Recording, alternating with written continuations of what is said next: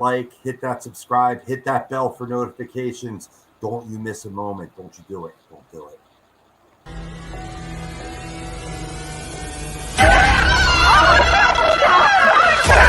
Let's go!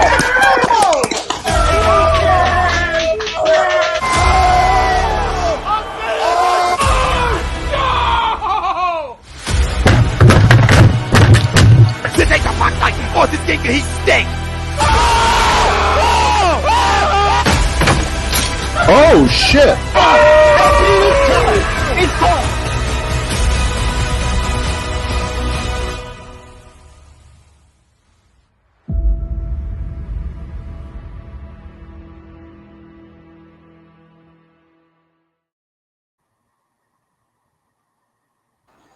Welcome, ladies and gentlemen, to a brand new edition of the Hockey Happy Hour. I am Matt Sinsudi, along with the broken one, Rob Povia.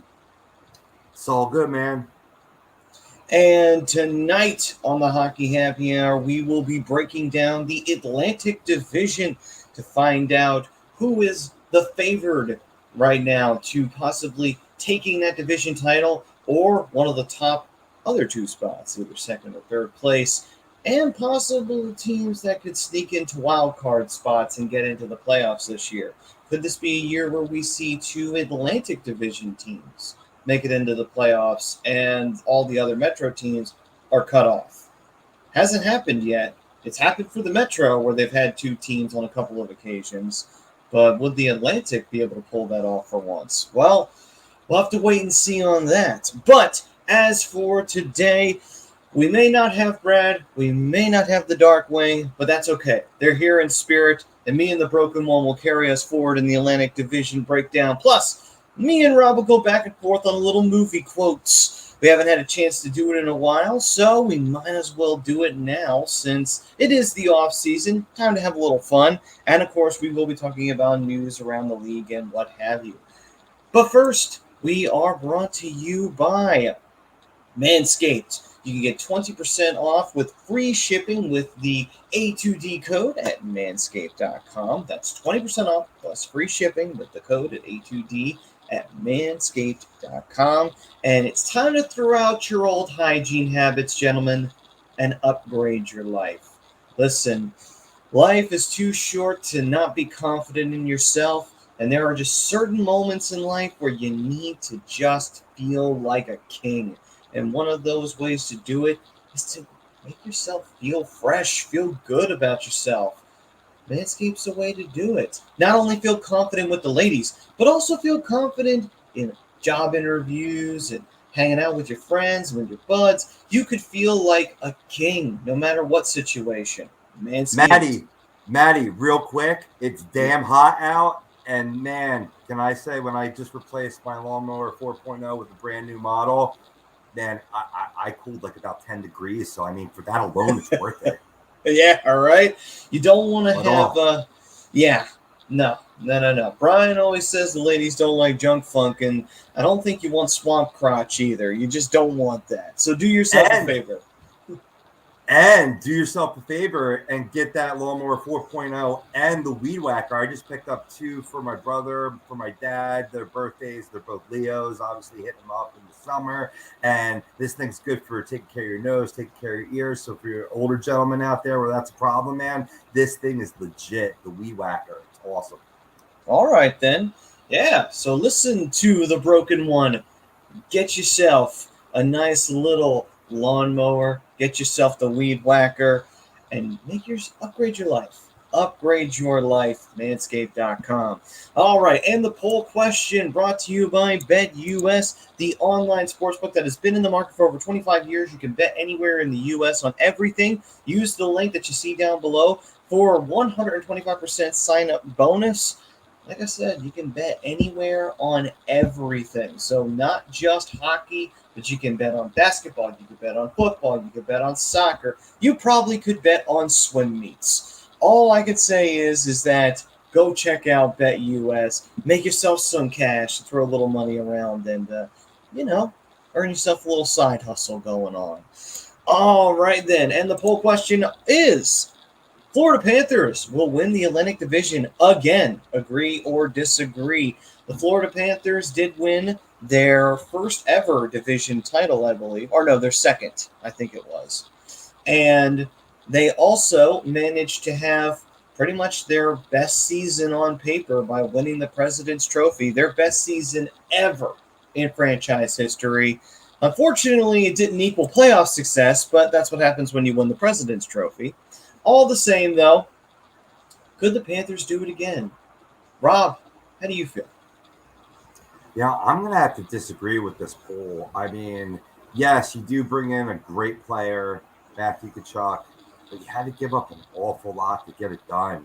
One of them being Jonathan Huberdeau, who you relied on to get to that point of winning the President's Trophy, to get to the point of where they did in last year's playoffs.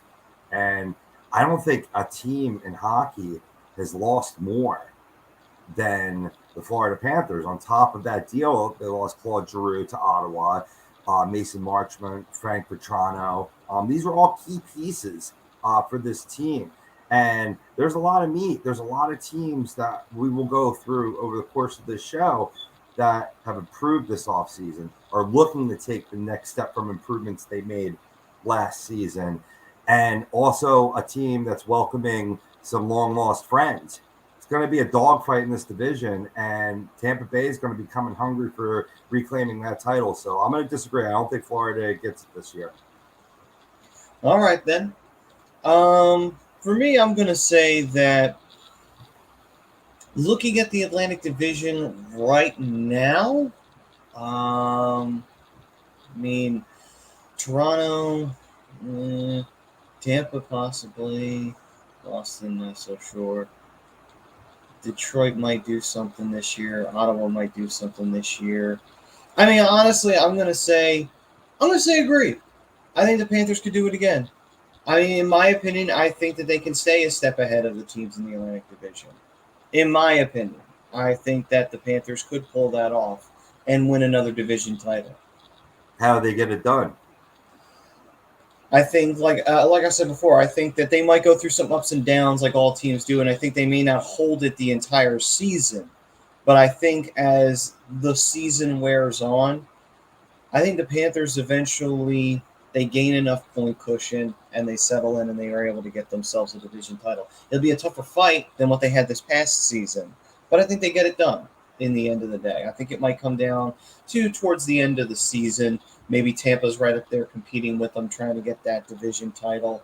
Who knows? Maybe Toronto will have a good season and actually be in a competitive role in that top three, and maybe they'll cause some headaches. But I think ultimately, yeah, I think the Panthers hold on, and I think they can win another division title.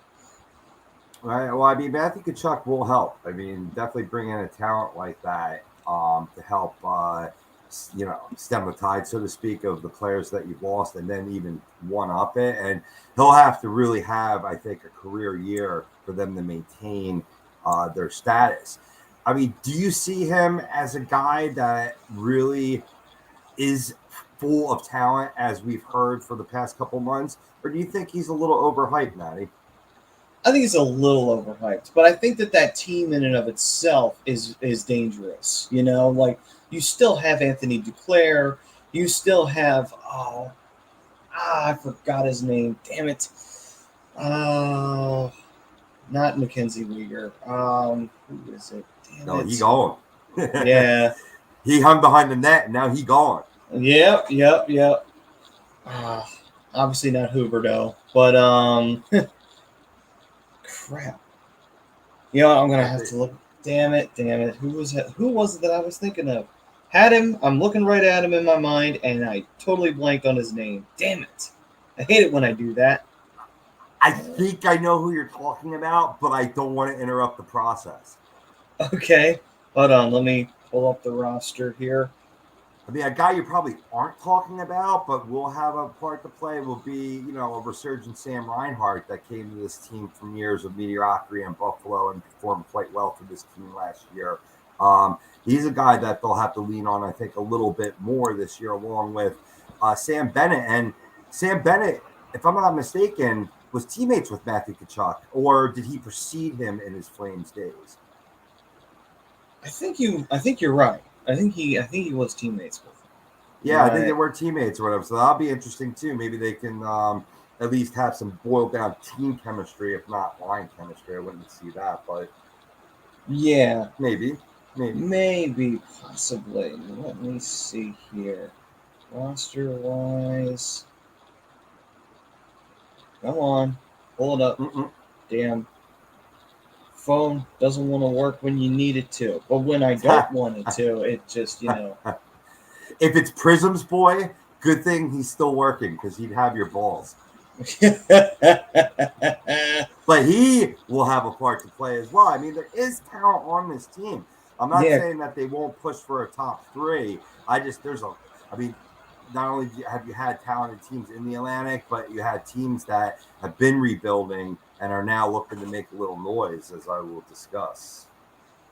Oh, there we go. Barkov. Then that's who I was thinking of. It was Alexander That's what I Barkov. Yes. That's who I thought you were referring to. Like I said, Yeah. I wanted you to find it. I didn't want to be the know-it-all, which I always Yeah. am. Like Thank the you. little twerp I am. You're welcome. So yeah, Barkov. Oh yeah, Rudolph Balcers is on there from the Sharks, who was actually not all that bad as a depth player. Sam Bennett's true. on the team. Aaron Kate Dolan. You're so Yeah. fine. Oh, did I say it out loud? My bad. Aaron Ekblad. I mean, yeah, I don't think that this team is bad by any stretch of the imagination. And They're not a bad team. I mean, they will be. They'll definitely compete. I think they could. I just don't think it'll be the same. I don't think the Atlantic Division will be a foregone conclusion like it has been in the past. I think last year it was a foregone conclusion because Florida just said, you know what, we want to have a career, we want to have a season of a lifetime. And so that's what we're going to do, basically. But as for this year coming up, I think it'll be a little bit more competitive. I think it will come down to the wire, but I still think Florida could pull it out. I think Florida could get the job done and actually still take a division title. Whether that translates to playoff success, that's a whole different story. But, I think they could do it. Well, I think we're in agreement that they take a step back. I just think it's more of an extensive step back, then, is what I'm gathering. I got you. Yeah. All right, then. So let's see here who we got in the chat right now. We got Swoopy in here saying, good evening, gentlemen. How are you all doing? I'm doing fine. How about you, Swoopy? Hopefully everything's going on good with you. Yeah, I'm nice and relaxed, man. Obviously this show has been, to reference your opening, Manny, a revolving carousel of hosts, and it was time for me to tag back in after having last week off. Got down to Washington and Baltimore. Oh man, I feel relaxed. I never had I worked the whole time too, remotely, but it still felt like a vacation. And it's like I didn't lose momentum of the job and keeping up sort of like the day to day. But I got all the R and relaxing element of it. So it was nice and relaxed. I'm still wearing one of my vacation shirts because I'm trying to just keep it alive, Yeah. No, I hear what you're saying, dude, because I'm going through the same thing, too, where I'll be, me and a buddy of mine will head down to AC, come back, and be like a one-day trip. Then you go back to work the next day, but you still feel revived, it's like, okay, yeah, I had a good day, went down to AC, we wound up getting a card with the casino, gave the casino back their $25 at the slots, and then walked away. And lost no money in the process. So there you go. little R&R, a little day trip down to AC. Nothing wrong with that. Right. Let's see here. Swoopy saying, disagree to the poll. He does go on to say Barkov is my favorite player in the league, though. I wish I had read that comment earlier. I probably wouldn't have looked like a dumbass there 5 seconds ago, but okay. Man, your wealth of knowledge, man. Every brain has a hiccup. Thank you. And Swoopy's going with the New York Rangers. Obviously, they can't win the Atlantic. I guess he's picking them for the Metro. Swoop's also saying, yeah, he realized it. He realized there that, oh, wait a minute, they're in the Metro. Maybe conference. It could be a conference pick. Could be. Too out of the realm of possibility. Who knows? Maybe the conference final will be Florida versus the Rangers. It's very possible. Let's see. Palat? No, one Palat there, but that's an interesting throw out. He is now on the Devils. Yes, he is. Yeah, that was one of the finer pickups of the offseason, in my opinion. Oh, yeah, he'll definitely be contributing to that team, hoping to finally progress forward instead of being neutral like they have been for the last few seasons. Listen, Swoopy, I forgot Barkov because honestly, my mind was a bit of a sieve the last couple of weeks. Because honestly, hockey isn't being played right now, so I've been kind of watching a little bit more wrestling again. And the only reason why is because I'm actually intrigued to see what happens now that Vince McMahon has said goodbye to everybody because of circumstances. So, slightly intrigued to see what they do now without him. Keep me informed. Let me know how the WWE is doing. Sure. Frank's saying, "Hey guys, what's up, Frank?" Bobby you. Stevens saying, he's saying to Rosca, "It's all about the boom." Sorry if you don't get this reference. I like to pop myself a lot. Bobby. And then let's see, Swoop saying Florida lost the coach midseason too after allegations, and it probably gave them adrenaline. That too, I think that definitely had to have something to do with it at the end of the time. Sure. Rosca saying, in my mind, the Florida Panthers have won 3 Stanley Cup championships in 1995 and 96, 96 and 97, 99 and 2000. So in Rosca's mind, the Florida Panthers defeated the Colorado Avalanche in their first ever berth in the Stanley Cup Finals. Then they went on to the next year to beat the Detroit Red Wings. Then in 99 and 2000, they beat the Dallas. No, yes, they beat the Dallas Stars. So, okay. It's a dynasty in Rosca's mind. Yes. And keep in mind, the Florida Panthers, during those days, they were either really mediocre and lucky to get into the playoffs, or they were really, really bad. So, well, that's good to hear that you're doing well, man. And Pete's saying, disagree to the poll. I'm taking the field. Okay. That's a betting man right there. All right. So, let's get started with the Atlantic Division breakdown now that everybody has spoken their piece on the Florida Panthers on whether or not they could wind up getting the victory of being Atlantic Division champions for the 3rd year in a row. Well, technically they actually, no, not the 3rd year in a row. They didn't win the Central. Carolina did. Damn it. That pandemic year fucked me up. But anyway. Damn it, Dale. But either way, we spoke our piece on it. Let's break down the teams. We might as well start with the Panthers since they were the subject of the poll question. Rob, since you don't see them taking the Atlantic Division title, in your opinion, what do you think will happen with the Panthers this year? What do you see happening with them this season? You know, this might be a drastic take, but I see them dropping down to 6th in the division. I really do. Wow. Yeah, I know. I'm a lot more down on them than maybe the field is as well. But, I mean, there's not a team that lost more this offseason. You know, I mean, they had the success with, you know, by getting rentals, you know what I mean, who've moved on, who've walked or whatever, you know what I mean? And as we talked about before, I think the key thing here is that while I would have accepted Paul Maurice as a coach here in Philadelphia as they try to rebuild, I don't think he's the type of guy that, you know, does well down the stretch in the playoffs. He's just a perennial underachiever, and I'm talking about Paul Maurice. I don't like that coaching hire. I think that has a fact here. So, I mean, ultimately, I think they could. 6 might be a little drastic, but I see some other teams making some noise based on what they've done this offseason and their plan coming to fruition leading up to this point. You know, I'll go through all the power rankings as you go through the individual teams, Maddie. All right, then. So Florida, at the end of the day, for me, like I said, I think they could still win the division title. I just don't think that I don't think that they will be as strong as they were last season. I think it'll be way more competitive, and it'll come down to the wire ultimately at the end of the day. So now, we move on from the Florida Panthers, and next up, we have to talk about a team that I think is really going to take a step back this year, even though there is still the rumor of Bergeron and Krejci and everything. I think the Bruins take a step back. Really? No, that's a done deal. Oh, that is done. He is back with them. Okay. Yeah, So Bergeron signed. Yeah, he signed a 1 more year. I think what it'll be his 16th season, I believe. Oh. I'm not 100% on that.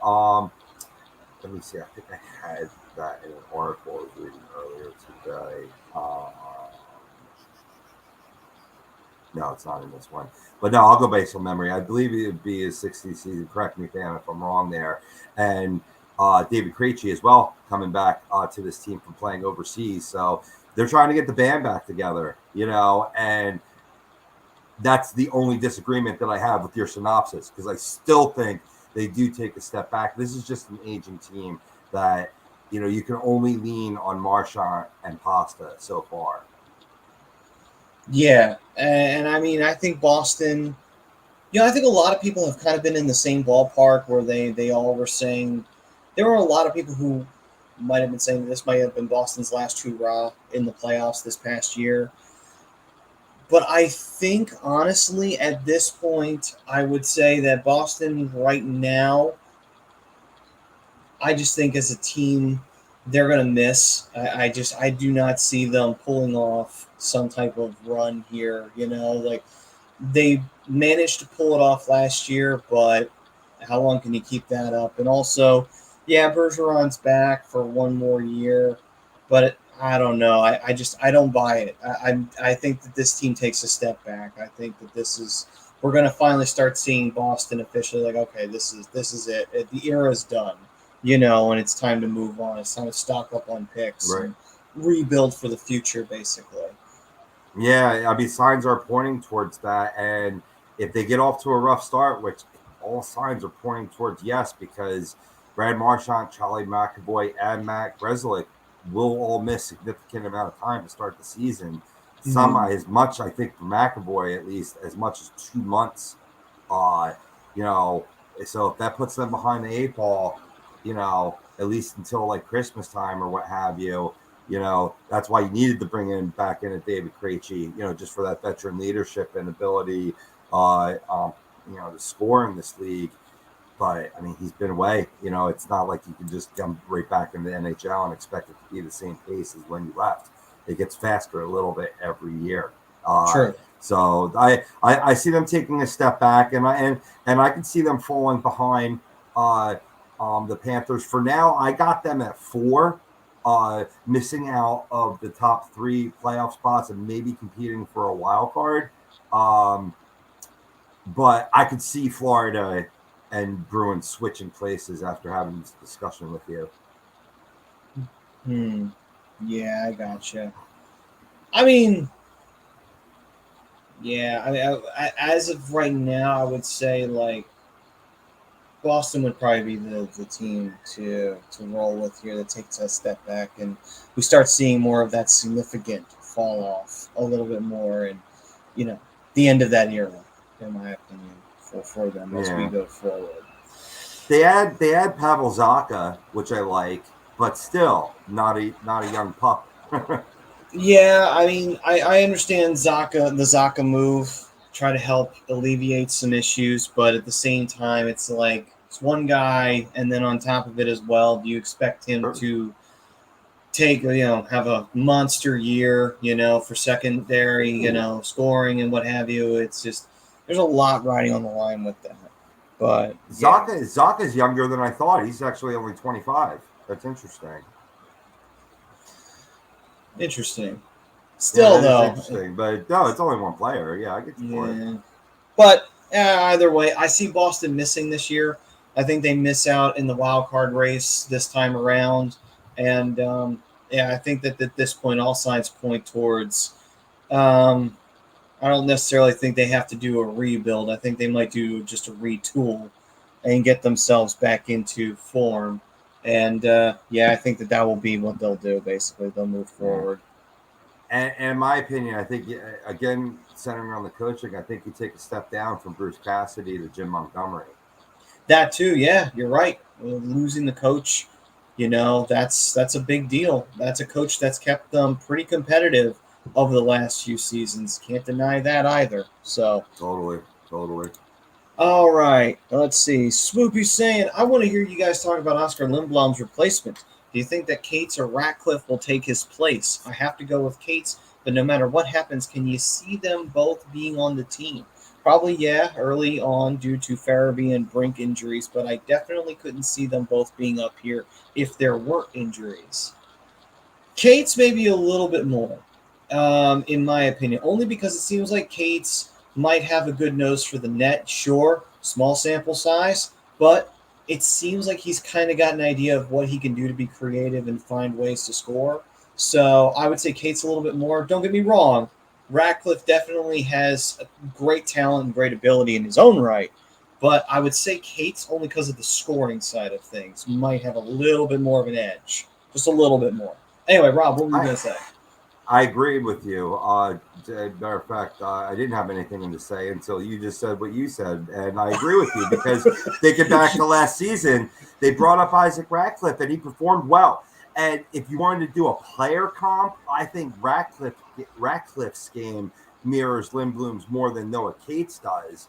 But I think Cates has the more talent of all three of them, and will get that time with the team, all things being equal, all things being healthy. Because ask yourself this, why didn't Ratcliffe stick around, especially later on in the season as they were bringing up some of the youngsters? I know he was battling some lower body issues, but you still would have seen him.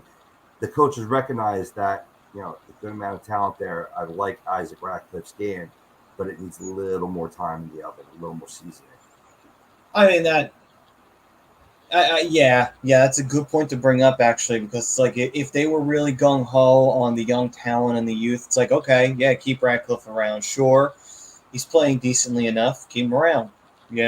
It makes sense. That's like that's a sign that he got sent down back to the Phantoms to kind of work on some things at the end of the day. So it makes sense. He'll be a factor on this team, though. He will be.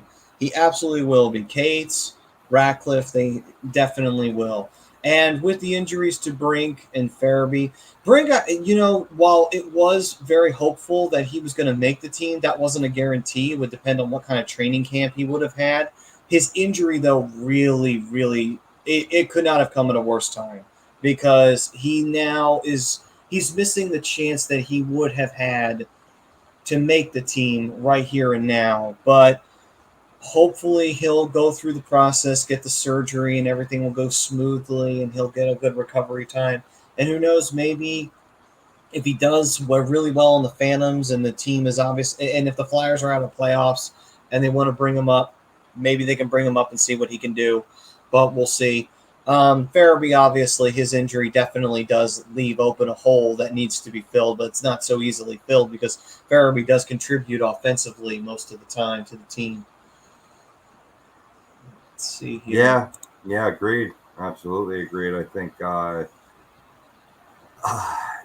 good thing with Brinks and Farabee is that, they won't be out for too long. I think all three of them, right, if I'm not mistaken, including Ellis, could be back as early as mid-November.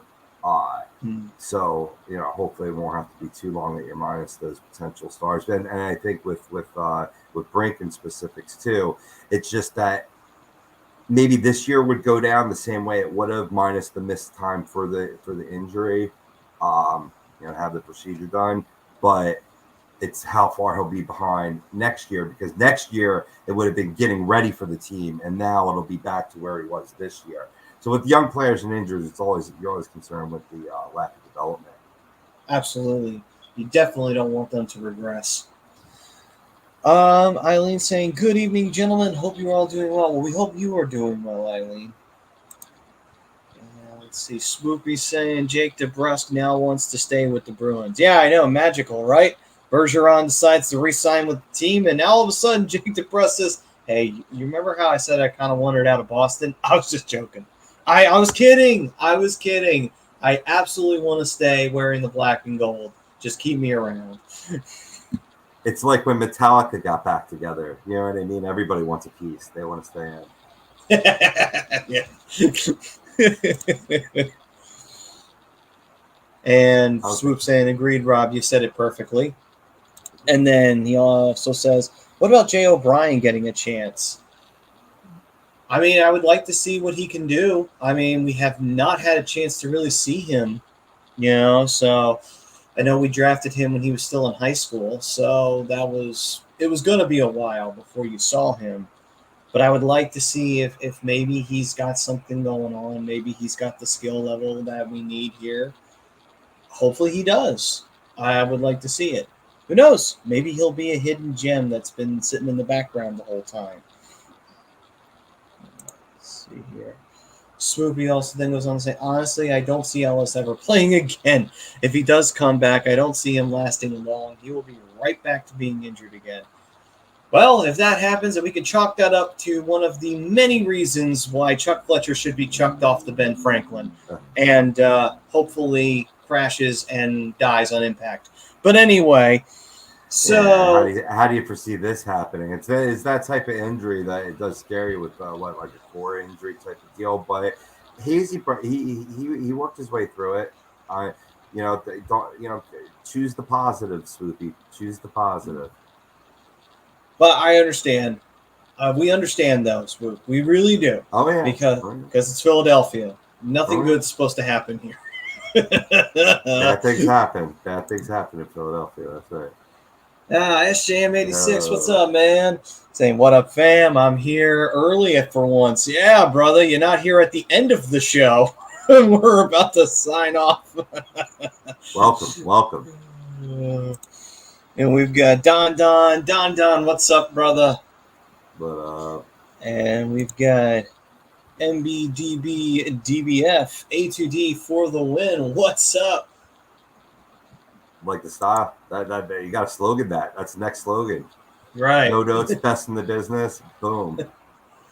Tommy, what's up, brother? Yo.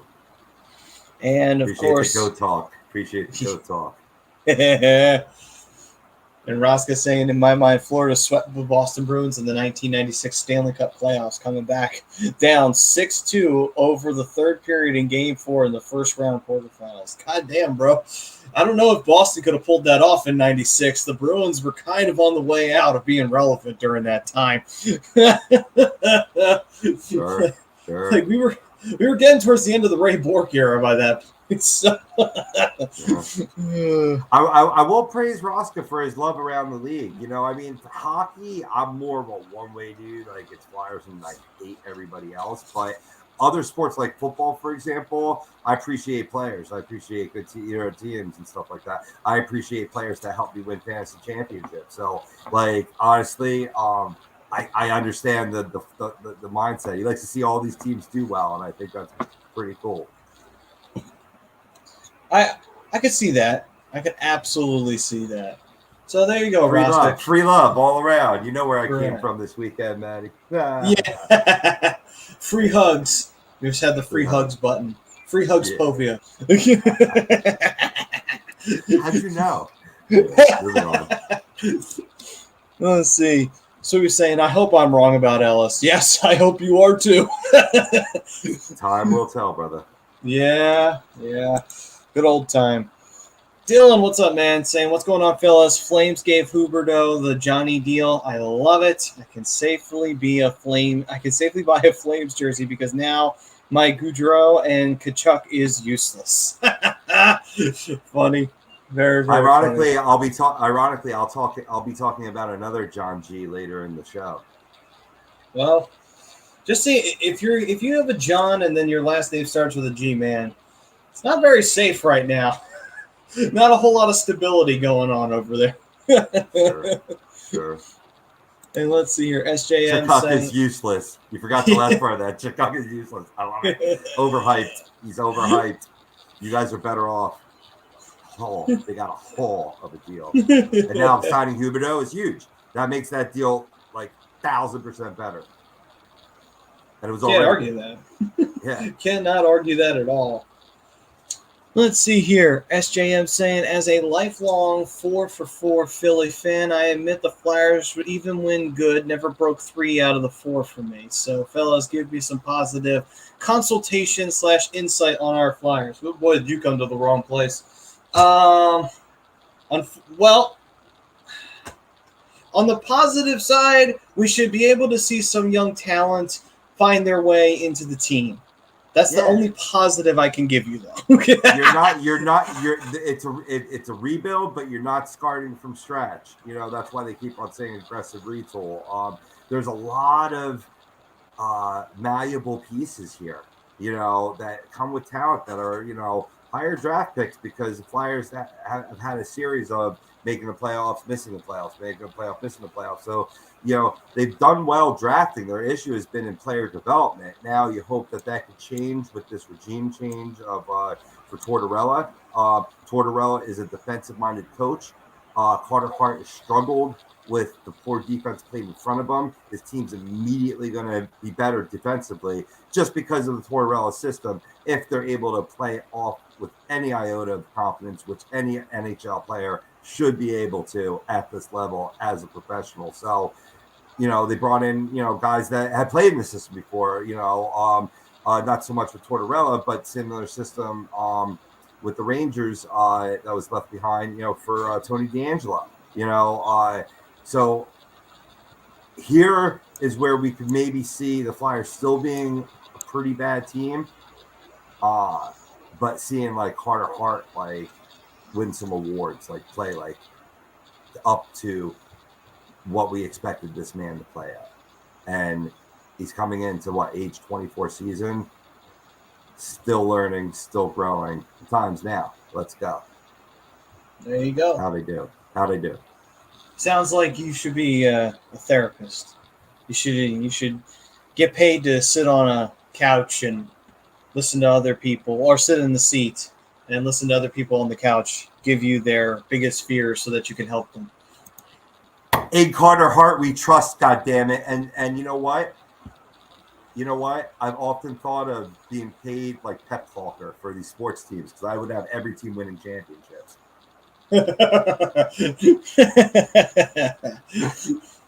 Smooth.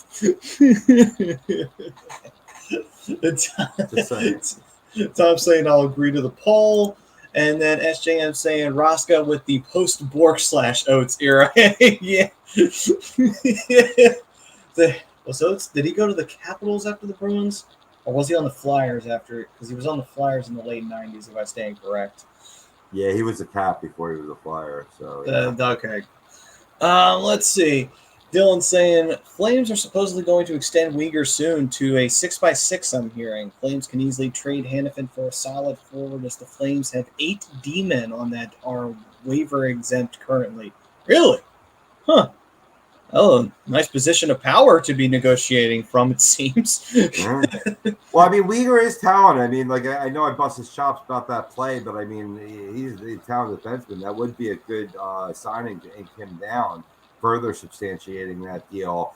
Normally, I'd want to maybe hold on to Noah Hannafin, but I'm assuming the Flames may have a plethora of defensive guys that, you know, are more on the offensive side. I know Hannafin was a fantasy favorite of mine.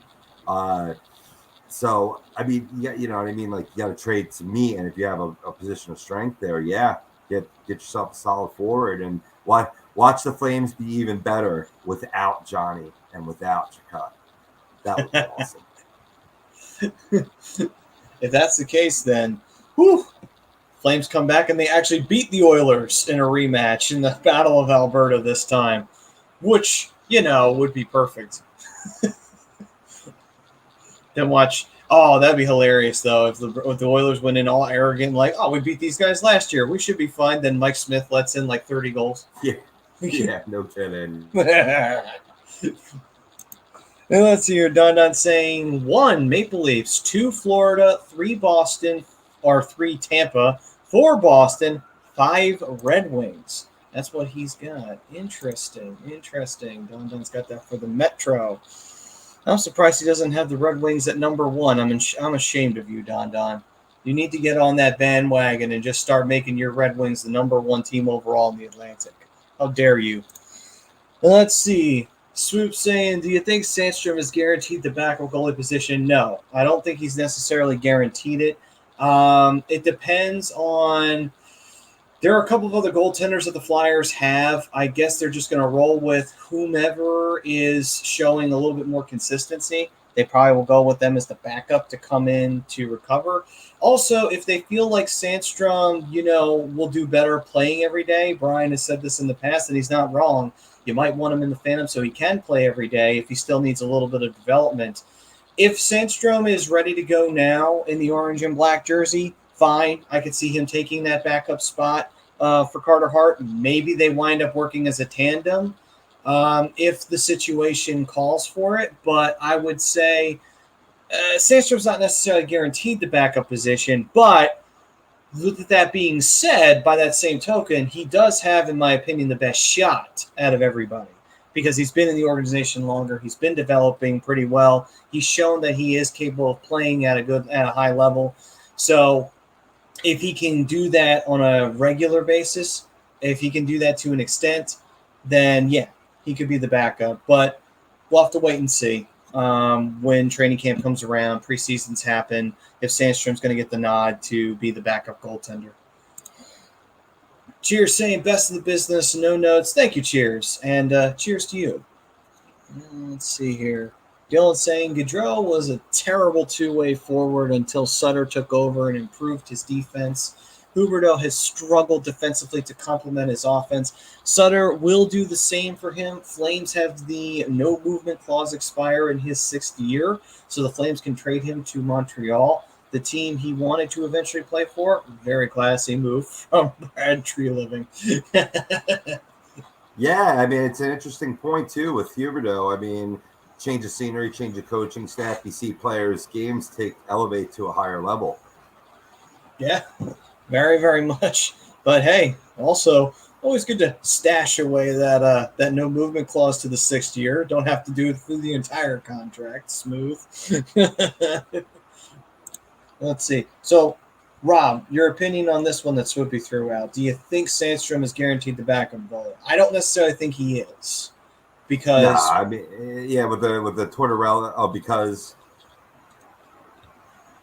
say your point. Because I was just going to say because we did pick up a goaltender in the offseason. We also there'll be other. The offseason's also not over too. On top of it, plus there's also other goalies in the system. So I'm wondering. Okay, I said Sandstrom has the best shot, but it's not guaranteed. I don't think that they're ready to just immediately crown him as the backup to Carter Hart. So what do you say? You saying Alex Lyon for 2022, 23? Let's go. Sure. Get the campaign shirts ready. I mean, I'm gonna say he's not guaranteed because of the Tortorella training camp. He has as his players compete for jobs. You know what I mean? So he'll have to compete. Shit. I mean, if he does really well, he might put it in a scenario where I would, it's not within the, realistic expectations, but it is within the realm of possibility that you have the two of them competing for the number 1 job. It could go that way too. But I think with Sandstrom, he will be the backup goaltender, mostly because of the Russian goalie having the issues with being detained. So I mean, I haven't heard any updates on that, and even if that does get resolved, you're talking about a guy that still needs maturation in pro game of North America. So Sandstrom's got that leg up, even though really the Russian he's as talented as Hart. A lot of people say. Yeah, I mean it's a good problem to have, right? Going from a team that never had a goalie Right. But Sandstrom, he sets up like for a backup, there's guys that come up through the system and they're like clear cut starters and clear cut backup guys, and you need the backup guys, especially in today's NHL. Right. And maybe he is. Maybe he's like the next Bob Frost, who was on the Flyers for almost a decade as a backup. He was there for Pelly. He was there for Peters. He was there for Hexy. He was there for everybody. Good call. Very good call, Matty. So let's see here. Dylan also saying Flames GM Brad Treliving literally is GM of the year, and the season hasn't even started. He legit looked like a top 5 worst GM in the league after Johnny and Chucky said they wanted out, and he pulls off moves to keep the Flames competitive.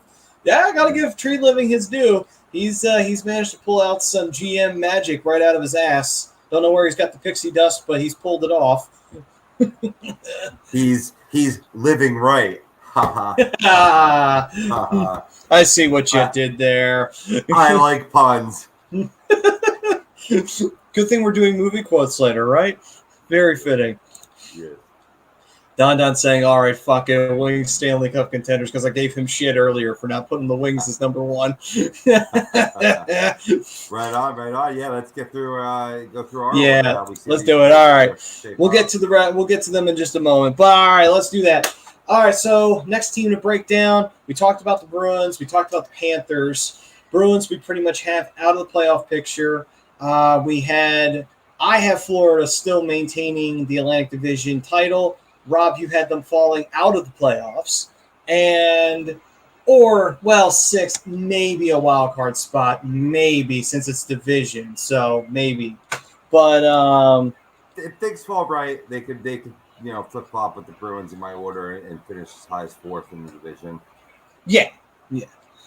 So on to, we might as well let's talk about the Red Wings. So the Red Wings, obviously they made a lot of moves in this offseason. This is a team that wants to start making some waves in the division. They want to not have another one of those transitional seasons. They're like, okay, enough of this rebuilding, retooling shit. We want to start actually making people scared to play us again.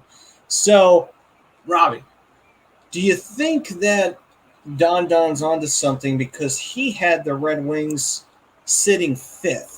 Do you agree with that assessment, or do you think the Red Wings go possibly higher, maybe even in one of the top 3 division spots?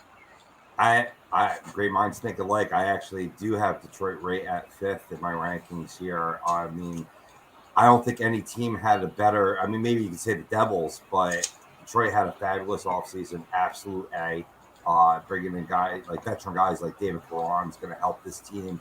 Especially as being a good mentor for the younger skilled players on this team. You got yourself a goalie in Ville Husso. You got a guy that can play defense in front of him, and Ben Sherratt, as well as bringing that offensive game. Mark Stahl and Ole. Those aren't really big losses either. So it's like you're keeping the core of your team and you're just adding to it. They're absolutely trending up. They're one of the teams that I got them at 5, but I wouldn't be surprised if they made some noise even higher. All right, then. For me, I would say I think the Red Wings finish. You know what? If Toronto stumbles and has their issues in terms of staying consistent and stop being hot and cold, maybe Detroit sneaks into 3rd place because Toronto can't keep up. Now, do they hold that position? That may be a different story. Who knows? Maybe Toronto gets its shit together before the season's over and bumps them back into the wild cards. But I don't know. I mean, Toronto to me is still a question mark for me. They're so hot and cold half the time during the regular season. It's not funny. On a team that has Austin Matthews, they have no business being. But what are you going to do? I don't know. I could see maybe a little blood in the water, and maybe if Florida winds up taking a step back like you were talking about, Rob, maybe Florida's that team that gets bumped a little bit, and Detroit winds up sneaking in there simply because Detroit's able to keep up faster pace in the Atlantic. Maybe not necessarily in the wild card, but in the Atlantic, and they're able to take 3rd place. I can see it. All right, then. Cool. Yeah, so Don, fuck up, buddy. I have them in third. But of course, I don't know if they get out of the first round, though. That's a whole different ballgame. Baby steps Right. steps onto the elevator. Oh, wait a minute. That's for later in the show. Hold on. Right. Well, yeah, absolutely.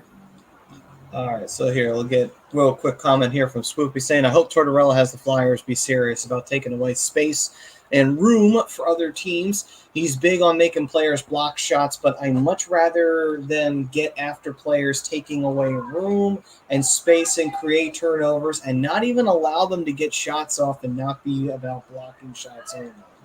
1,000% agree, man. You know, deflected shots can go behind your net. If you don't allow the shot to get off at all, you have no problems. Yeah, definitely. Oh. Stifling. Done. don't make my third leg stand up. Talking wings at 3. Hey man, listen.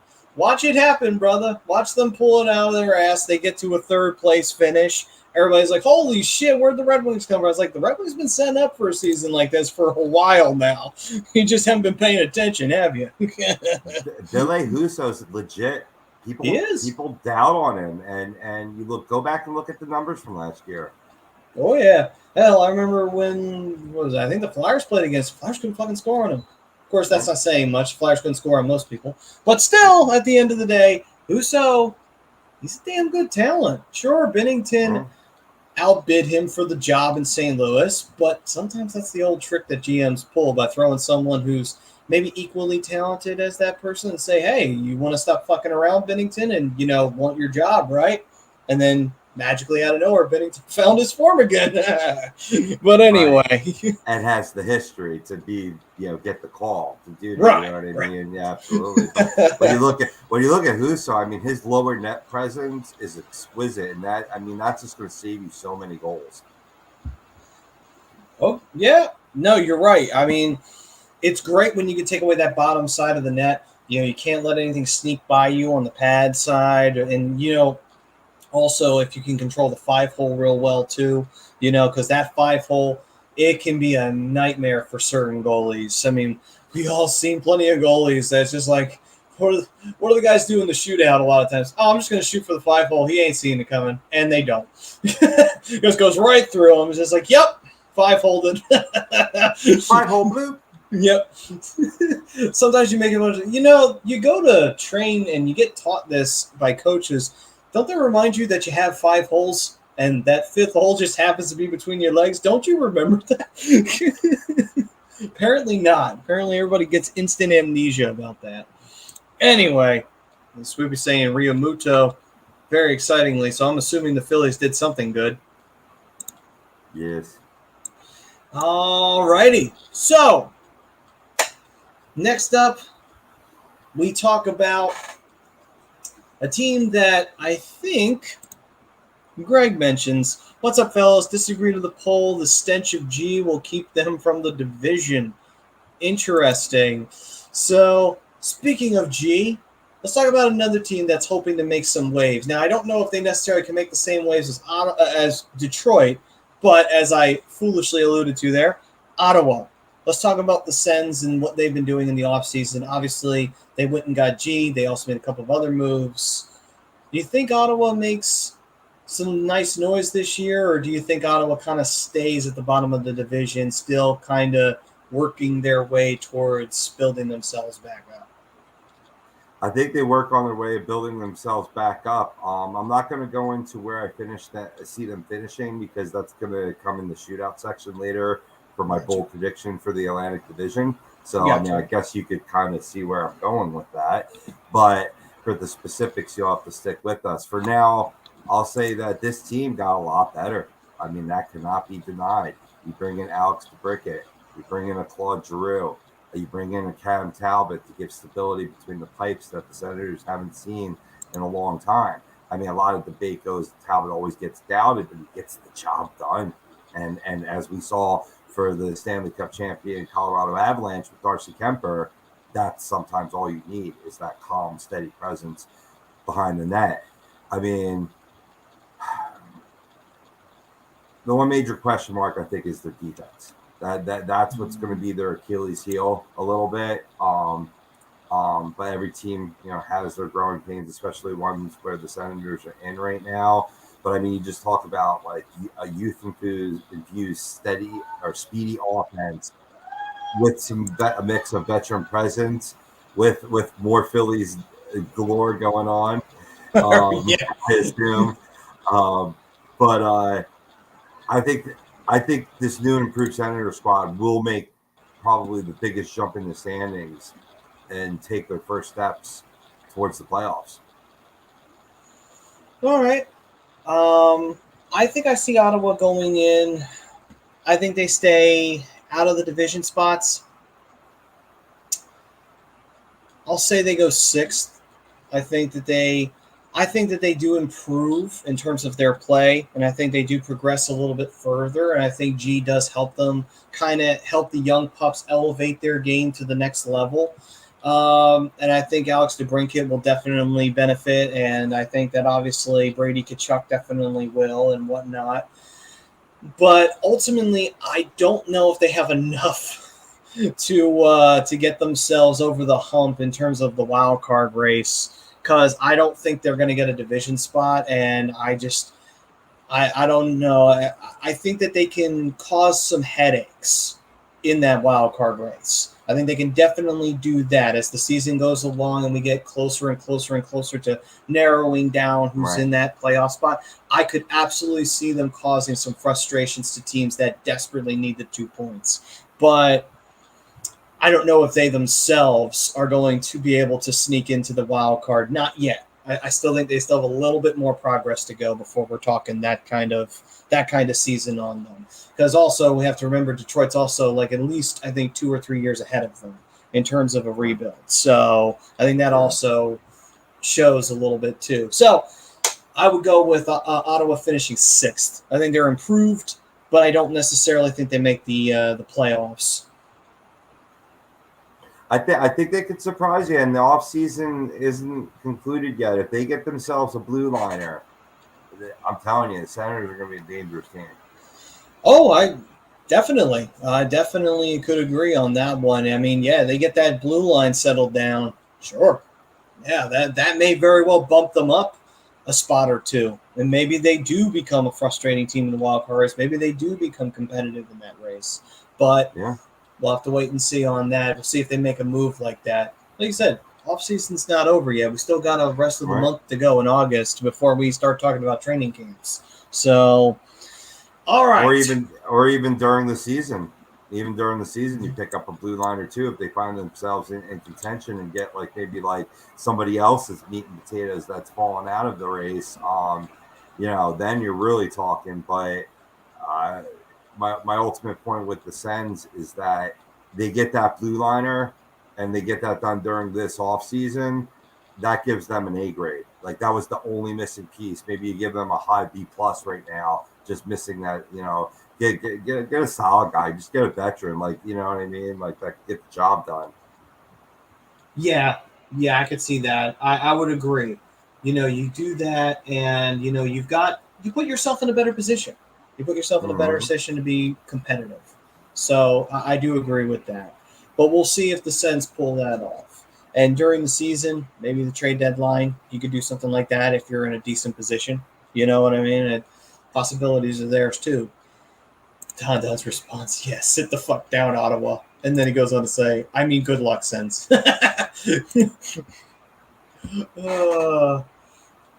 Okay. So now, one last thing here from Dylan saying, Flames have been rumored to possibly move their defenseman. Who say Valimaki? Sutter isn't a fan of him. He's looked very good every time we've seen him, but coaches have those players they don't like. Flames want a depth forward, maybe Valimaki, and a third and fourth for Konechny. Well, I mean, if we can get that for Konechny, okay. I'll take that. I got no problem taking that. Konechny's out of Philadelphia? Sure. I'll take that. Sure. I mean, I think they've addressed the depth at defense. So I don't know if that would be a target of theirs, but like I said, if you're getting a pool, maybe a little bit higher of a draft pick than third and fourth, you can't say no. I think at this face value, I don't know if they would do it. What, the Flames, the Flyers? The Flyers, yeah, because I mean, you brought in Tony DeAngelo, you brought back Justin Braun, you already had positions filled as well as a plethora of youth, as this team's trying to move towards that direction.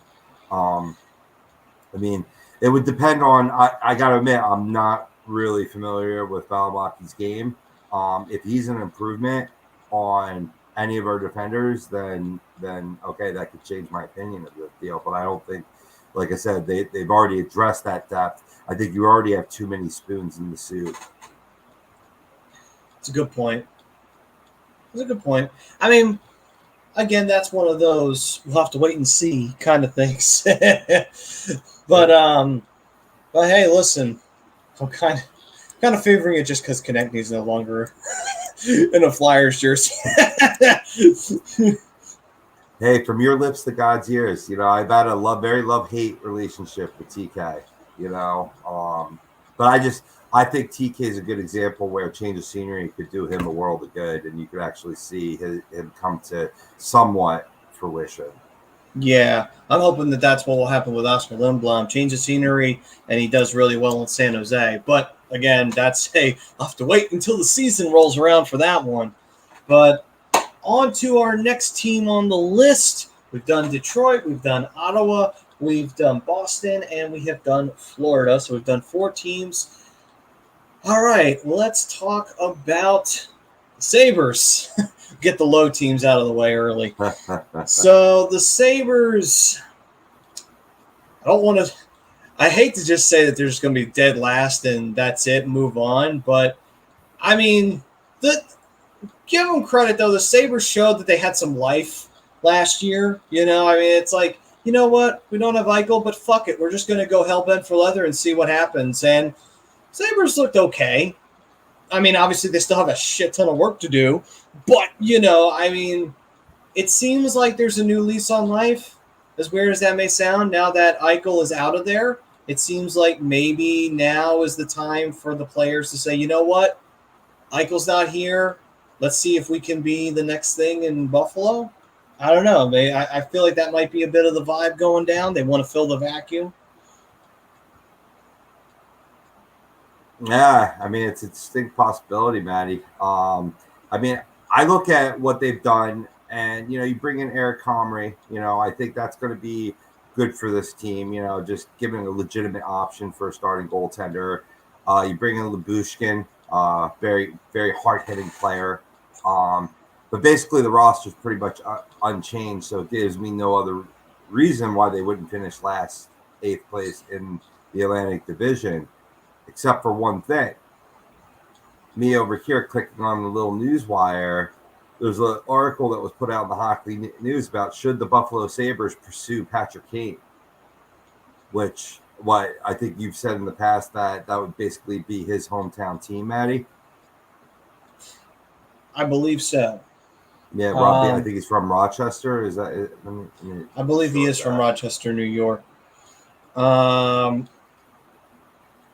But with Patrick Kane, no, specifically Buffalo, but I think specifically I've heard Rochester before, but he's listed as Buffalo. So maybe maybe they moved to Buffalo, or maybe they moved to Rochester. But either way, potato. The point is that hometown team. So I mean, if something like that were to go down, Patrick Kane's instantly going to make any team that he goes on better, right? So, I could see them maybe, like stepping over my 7th place team in the Montreal Canadiens, for example. That'd be interesting. I don't know. The Kane one, I think it's I'm going to say it. I think it's a pipe dream. And the only reason why I say that is because the Sabres are going to be last, if not second to last. I think Kaner would rather go. Showtime wants to be Showtime. I think he's going to want to go somewhere where they're competing, at least in my opinion. Like, I think Honestly, I think the Vegas Knights, who are cap strapped, have a better chance of landing Patrick Kane by doing gymnastics with the cap Right. over friggin' Buffalo at this point, you know? Well, Kaner's 33 now. You know what I mean? So it's like, you know, he has come out and said he has a desire to play for Buffalo before he hangs it up. So maybe it's a little too soon. Maybe like Swoopy says to his point, maybe he does go to the Kings for like maybe another playoff run or two before he goes out to pasture with the Buffalo Sabres. Right. You know, but I think ultimately that'll be his ending point. You know what I mean? Because he's just, you know, it's on, you know, like it's on the tips of every conversation. You've mentioned it before, you know, I've heard it from other venues. I've, you know, read interviews with him. You know, I just thought that, and, you know, just seeing this article out today in the Hockey News, you know what I mean? It just continues adding a little bit of fuel, a little bit of kerosene to the fire. It's interesting, and nothing like making the fire a little bit bigger. I'm all for that. So, just like when the Chili Peppers covered fire at Woodstock '99, right? Yeah, I think the fans mistook what fire stood for there, but okay. It's interesting too. A documentary just came out on Netflix about that. It's a 3-parter. It's a quick watch. If anybody out there either wants to look into what the train wreck was that Woodstock '99, and for me, I attended it. I was there, and it was a good trip down memory lane. And as negative as the documentary was, there was a lot of good things that were going on there. You know, a lot of good times to be had. It was just a shame that the organizers were just all about making money, recouping money from the money lost of Woodstock '96. And made it like profit stock, which is what it became. So, you know, I mean, in the end, I think it's a shame that it went down like that. It's a shame because you probably knew, like the documentary describes, you're never going to see another Woodstock again because it just killed it. You know. I mean, you could have another Woodstock, just don't have Limp Bizkit perform. There you go. Yeah, and everything will be okay. Yeah, that's what it is. Yeah, it's like you schedule all these bands that are all the popular bands, but they're so different genres and they bring such heavy energy. Like, what about Korn at Woodstock? That was one of the greatest things I've ever seen in my life. That I just saw, and they covered it in the documentary too. You just saw people move in waves, like they just shifted 6 feet like that. Like it was like a fucking sea of people. It was crazy, you know what I mean? But it brings a lot of meatheads. You know what I mean? It brings a lot, you know, like you know, the hippie days of '69 were replaced with the frat boys of '99. You know what I mean? So, you know, unfortunately, but you have other festivals like the Moonrise Festival. You know what I mean? Like it doesn't have to be Woodstock, you know, to capture that vibe. Yeah, I mean, honestly, yeah, I've been to Rock Allegiance, I've been to Mayhem Fest. You know, those are always a lot of fun. Those shows were, you know, I went to one of the last Ozfests that came to Camden, and that was a good time. You know, I mean, festivals can be great. I just think that, you know, like you were saying, it might have been a little bit too much. Hey, let's go grab everybody from everywhere. And it's like, ooh, that could result in a slight issue. It was a little different in the 60s. Back then, there was a lot of experimentation. Music wasn't as categorized as it is by today's standards. You know, everything's all nice and uniform nowadays. Sure. So a little different. Plus also the U.S. was in a different place at that time. Anyway, Swoop saying came to the Kings. Benny's, what's up, brother? Benny. Rosca saying he saw the documentary. Nice. And yeah, pretty good. Then he also says Ozfest was great early on. Yeah, Ozfest was fun. Did you ever get a chance to go to any of those? Yes, sir. Nice. Yeah, that was a fun show. I think Motley was the headliner before Ozzy, and the only negative thing was that it rained, and at the outside stage, Black Label couldn't play. That was the only negative thing that happened that day. Everything else was great. Drowning Pool played; they were great. Saw one of my bands from the 90s that I really, 90s, early 2000s, Nonpoint, Great band. And if you ever played any of the wrestling games, you've probably heard them and you don't realize it if you don't know who Nonpoint is. Oh, then it's Static X. There you go. There's a good band right there. That's a fun one. Hell yeah. Hell yeah. Yeah, the Darkwing's here. What's up, brother? What up? What up, Dales? Enjoying the sun. Yeah, down there in North Kakalaki. Yes. Nah, do it, man. It's good. Enjoy the weather while we're here in summer, man. I got my taste. Yeah. All right. So now that we've pretty much surmised the Sabres as being second to last or dead last, let's talk about the Canadiens and finish up the bottom barrel teams here. Montreal, they're picking number 1 overall because I have a weird sneaky suspicion they might very well be picking number 1 overall for the second year in a row. No. It must be the Flyers. Yes. 0-82, damn it. 0-82. Bedard is ours. Nobody else's. We'd still get the 3rd pick in the lottery. Yeah, right? Be like, no, you guys get 3rd. Why? Do you not know you're Philadelphia? Oh, yeah, that's right.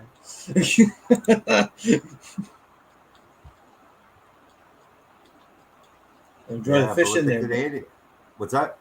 I was just saying, enjoy the fish in there, brother. Yes. Hell yeah. Nothing finer.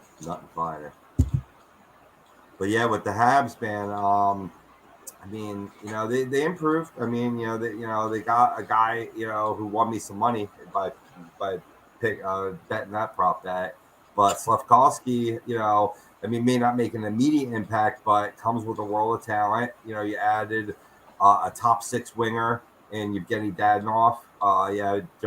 Kirby Dotch, and Mike Matheson. I mean, these are all going to, improve this team. They lost Petrie, but he was older, longer in the tooth, or what have you. But a notable departure for this team is Shea Weber's contract, which will give them a little bit more maneuverability both before and in season. I mean, they're still rebuilding at the end of the day, and they're young players. They need to play through hardships in order to improve. So you're going to see those this year. But, perhaps overall a step better than they were last season. I got them in 7th ahead of the Sabres. Maybe even as high as 6 if things go perfectly for them. But they're far from contenders at this point, but moving in the right direction. Yeah, I gotcha. I mean, this is going to be one of those years where obviously, do you really expect anything from them except seeing some young players try to make a name for themselves or to get started in the right corner? I mean, obviously, who'd they pick in the draft? Who'd they get? Slafkovsky. Slafkovsky, thank you. You take a chance to see Slafkovsky, try to get himself established in the NHL, see if he can make some noise in his first year in a Canadiens jersey. It's kind of one of those years, where maybe they see Primu's son, playing goal a little bit more, maybe see him start to round out his form and continue to work on his skills. It seems to be one of those kind of years for Montreal. Right. You may not win a lot of games, but you're seeing the team slowly but surely start to grow again and build themselves back up. It seems like that's the kind of season Montreal's in store for.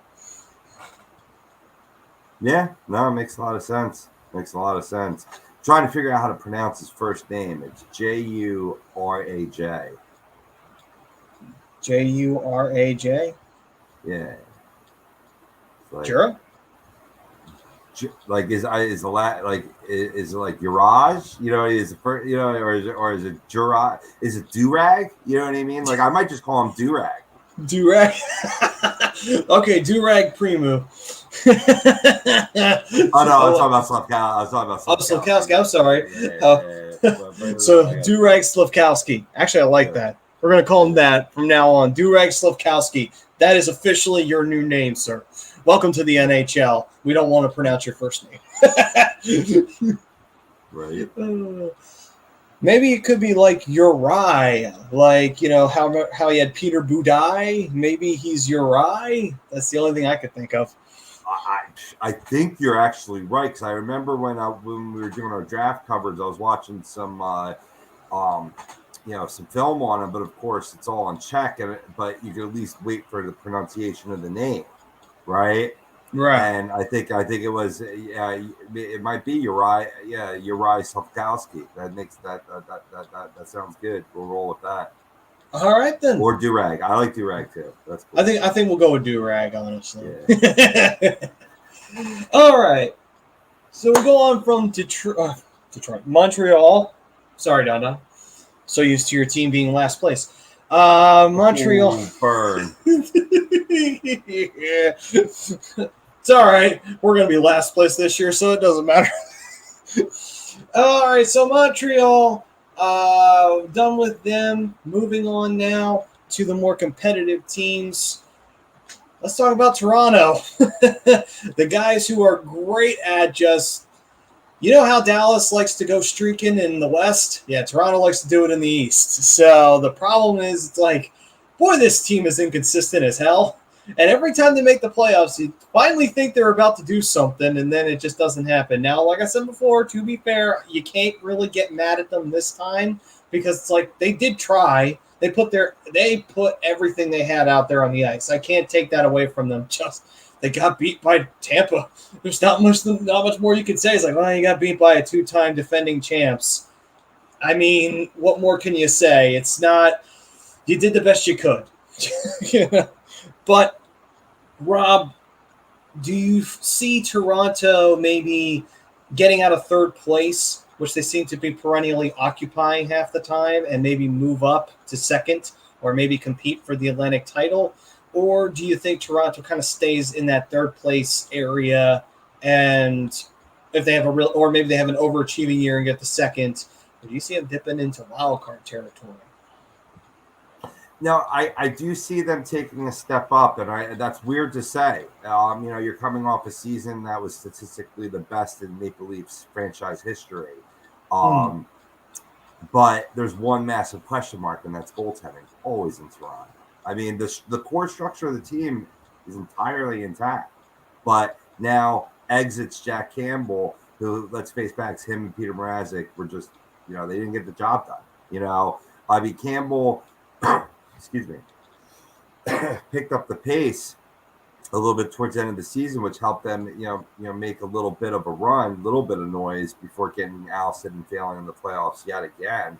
But again, it wasn't the answer. So now they're going to be looking towards, veteran fall off Matt Murray, but more appropriately, Ilya Samsonov, who has shown really good flashes of being a pretty solid goaltender in this league. Now, if he can come in and just he doesn't have to stand on his head.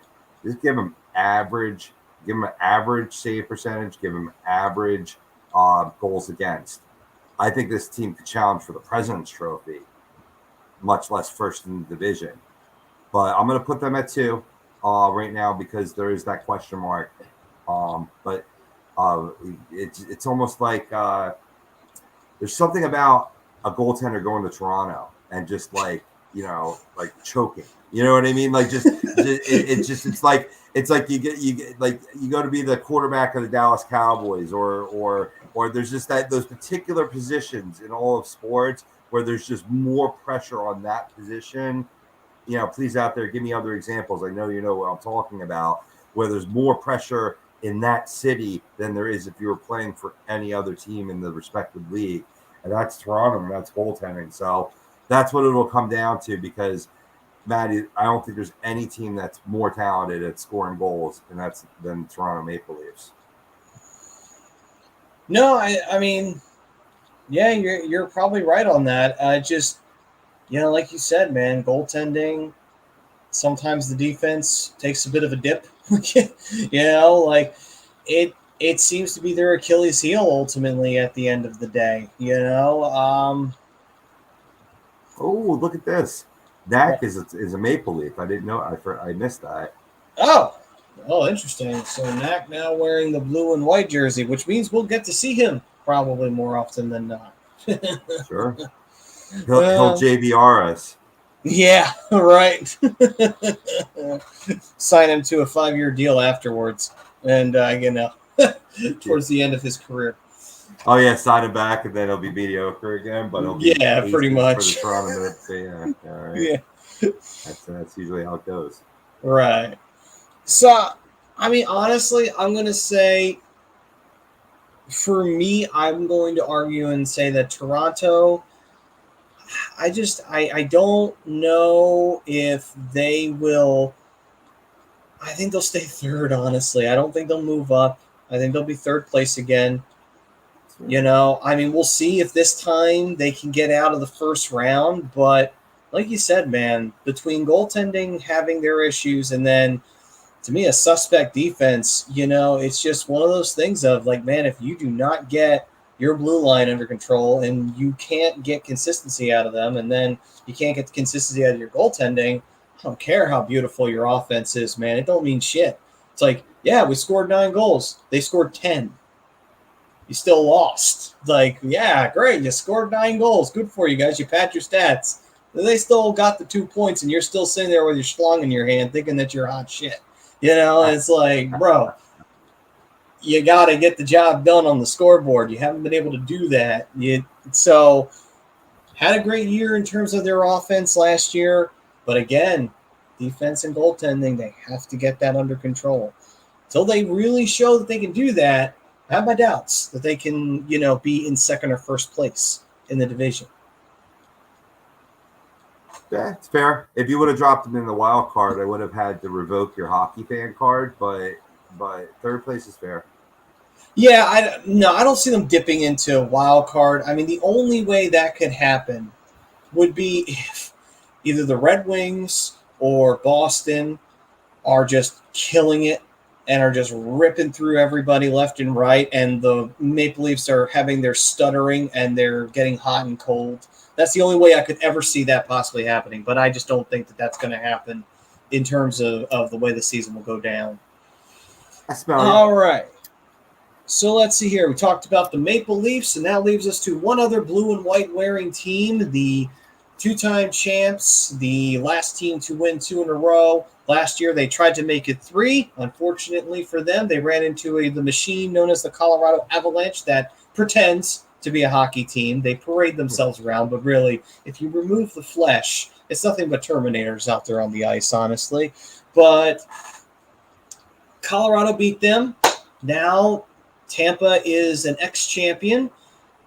What do you think? Do you think Vazzy and the rest of the team come back this year with a vengeance and make another run? Or do you think that Tampa, they sit in second or first place? Or do they take a step back, go to third place, and Toronto jumps them?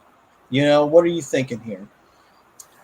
I'm thinking they're reclaiming. I got them at number 1 in my power ranks for the division. I like the pieces that they've added. I mean, Plot is tough to replace. Ryan McDonough, aging guy. I think you're kind of fine with that, along with Jan Ruda. But you bring in Ian Cole, you bring in old friend Philip Myers, which that could go one of 2 ways. But I really like Namstinoff coming in. I think he's a quality player that's going to add juice and energy to a team that's playing a lot of hockey. I know I go to that point every time. I'm a broken record, but they've still played a lot of hockey over the past 2.5 years. But I think they're an angry team. They got close to reaching that dynasty level and had it fall through their fingers. They've kept a good core of this team together. You have Andre Vasilevsky in net. I think with my expected regression for the Panthers and the questions surrounding like goaltending, I think it's their time to take the top pile in the division back. 3 straight Stanley Cup final appearances. Lightning, they've played more hockey than anybody else since March of 2020. That might extract a toll on them and lead to some regression of their own. But I don't think it's enough to knock them, too far out of that realm, talking first or even talking, the other end of the spectrum, a playoff spot. But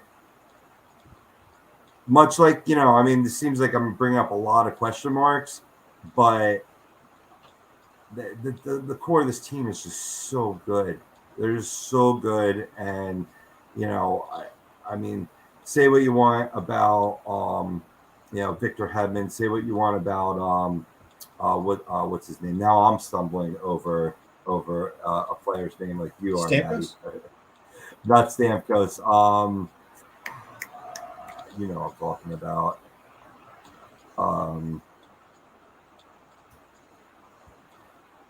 Kucherov, thank you. Oh, Kucherov, gotcha. Yeah, I was thinking I mean, yeah, he's known for being a little dirty in the corner boards. He was actually voted third dirtiest player in the league last year. Which would not be many people would realize that, but he does a lot of shit that doesn't make TV. You know what I mean? But I mean, just good proven leaders, and Stamkos too. Don't let me skip over that or whatnot. I got Tampa Bay winning the division. I think as things are right now, August 9th, 2022. All right, then. So let's see here. Moving on from that, I would say Tampa for me. I'm going to say they take second place. I think Tampa, though, I think that they have a really strong season. I think that they really are obviously one of the more frightening teams in the division. I don't think that changes. I don't think really a whole lot changes in terms of the team itself. Sure, they have some differences. Like, obviously, they don't have Palat anymore. But at the same time, I still think that they made some good additions. And overall as well, I just think Tampa still has that strong core intact. And they get the job done. They don't complain. They just get it done, And you also have Vazzy, arguably the best goaltender in the world right now. So, it's hard to really argue against Tampa being as strong as they were last year, maybe once again reinvigorated after losing the Stanley Cup this time around, So, right. Pissed. Yeah. So the possibility is very much there. But I think they take second. And, I think we move forward from there. So, Yeah. I mean, Bazzi showed some holes in the playoffs. Had some games there we gave up 5-6 goals, but you saw the immediate answer, and that was sort of more. I think that was a byproduct of him playing a lot of hockey. So he gets an off-season rest, but it'd be hard to imagine him continuing that trend into the new season. Yeah, I think Vazzy will. I think he'll have another one of those seasons where it's just like, yeah, Vazzy's fine. It's one of those things where there are very few things in life that are guaranteed. Death, taxes, and Vazzy stealing your games, pretty much at this point. So, with that, that'll do it for the Atlantic Division. So, ultimately, at the end of the day, to review where I had people, number one for me, I still had Florida managing to win the Atlantic Division, even though a much tighter race this time. And Tampa taking second place for me. I had Toronto in third. And so pretty much finishing out the way it was last year. And for the wild card, I would say any teams that are in the wild card race right now, I think Detroit's in that wild card race. And I think that Boston could be, but that's a could be. There's very much a question mark next to that because of possibilities of them getting off to a bad start, not really being able to rebound. Maybe Ottawa, that's another question mark. But other than that, pretty much the main wild card team right now I've been looking at is Detroit out of the Atlantic Division. So that's pretty much what I got for the Atlantic. What do you got, Rob?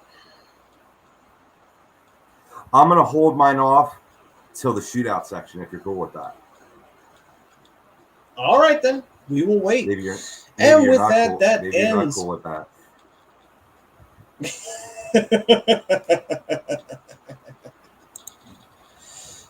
Sure. You're fired. Anyway.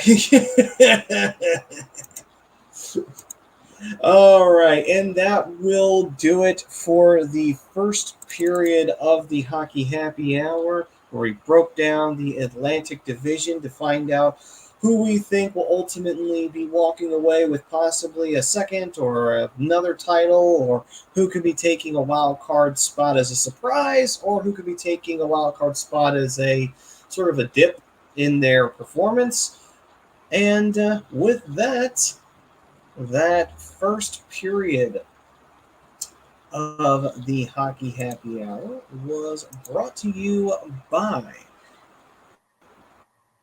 If you are looking to buy or sell a home, or you have a change of career in brokerage, you got to contact Alan Foy at eXp Realty LLC. And you can reach him on the web at alan.foy at exprealty.com, or give him a call at 302-682-8820. It's a big moment in life when you try to move, or you're selling off your home, or if you do have a change in career. That is a big deal. So do it right. Go to Alan Foy, and it'll be done right. So eXp Realty, Alan Foy, alan.foy at exprealty.com. And now we move on to our second period, and the second period will be brought to you by All Campus OC. If you're ever down in Ocean City, New Jersey, which is a beautiful part of the shore, while you're down there, if you're trying to get a little bit last bit of summer, you can go to All Campus. They are giving 20% off of everything in their store, including hats, shirts, to all A2D subscribers. So get subscribed up, and they will make sure that you wear your team colors with pride. John Coyle runs All Campus down there, has great products, and has a great shop, and he does a great show with the A2D ramp booth. So check it out when you go down to OC. All right, then. On to our second period, which is around the league. Rob, any major news stories you'd like to talk about here from the NHL this past week? Yeah, I'll start off with this one. I mean, not really a popular story here in our fan base here in Philadelphia, but pretty noteworthy for our compadre Brad Ryer and those blue shirt fans. Jacob Trouba was named the Rangers captain today. First captain since the aforementioned Ryan McDonough in 2018. So you're talking pretty much the beginning of that rebuild. They've gone captainless up until now that they've solidified their team and are ready to be a contender. The defenseman is going to be the 28th player to hold the title in New York history. That's pretty notable for considering how far the Rangers go back, that he's only the 28th captain in their franchise. So obviously, Trouba was humbled. He was quoted as saying, I told him I had goosebumps after Chris Drury gave him the news. Obviously it means a lot to him. It means a lot to any player when you're done to say and the organization gives you that responsibility. But what do you think, Matt? Do you think it's a good decision from the Rangers going with Trouba as their captain? Absolutely. I think Jacob Trouba really does have good qualities to him as in terms of him being a leader. The only other persons that I would think about would be maybe Chris Kreider. Besides maybe Kreider, maybe going on with an Artemi Panarin. That's mostly out of experience reasons. But I would say that I think they made the right choice. I think Trouba being the captain, he's got a great game. I hate him, which is a good thing if you're a Rangers fan. So, yeah, I think they made a good choice here. Yeah, I agree. I think it's something that I think the Flyers should do as well. As they begin their rebuild, don't rush to name a captain. Have a bunch of A's on your team until your team solidifies. Absolutely. And I think that that's what they're going to do, which is the right thing to do. One of the few right things they've been doing, not naming a captain right now. Let somebody earn the C. Sure. Do you want it, Hayes? Do you want it, Atkinson? Do you want it, Coots? Does any of you want it? All right. Here's the season for you to earn it. Prove it that you actually really want it. And if it's not this season, then you better try harder. Simple as that. All right. So besides that, I don't really have anything that was too pressing from league news-wise in terms of that. Yeah, nothing real crazy that happened league-wide. So anything else that you had from the league? Yeah, I could move on over to the island. Sure. The New York Islanders. There's been some rumors that the Islanders could trade Matthew Barzal to make more cap room for their team overall, but specifically, there's been a lot of interest in Nazem Kadri for several weeks now. So they may want to cut costs, get a cheaper player, and have more maneuverability around the cap. Do you think this realistically happens, Maddie? Huh. I'm trying to think if it. I mean,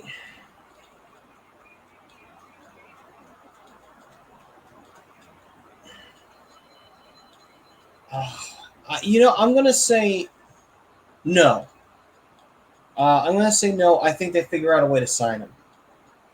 The reason why is because I get that Barzal may not have always been the easiest guy to work with in the locker room in terms of trots, but I'll be completely honest with you.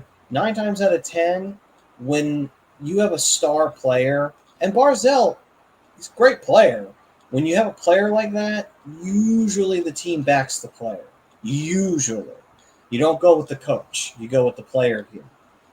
I don't know. It just seems like the Islanders would then have to search for, okay, who's the leader of the team now?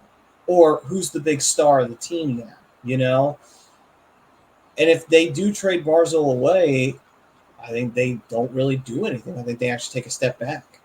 I just don't think it's a logical decision on their part. Unless they want to rebuild, unless they want to start from scratch, that's up to them. But, yeah, I just don't think it happens only for the simple fact of, he's a great player. Why, I wouldn't trade him away when you don't have – I'm not saying they don't have other good players, but in terms of great players, he's kind of like your only one, No, I agree, man. It definitely was a head scratcher for me when I saw it. I wasn't like privy to what Barzal's like current contract situation. Like I know it's the dollars are there, but in terms of the length of of the deal, like why would they per se like want to move away from a guy that's been a catalyst for your team, and like you said, to your point, Maddie, borderline superstar playing for you. Yeah, he signed a 3-year, $21 million contract, and that was.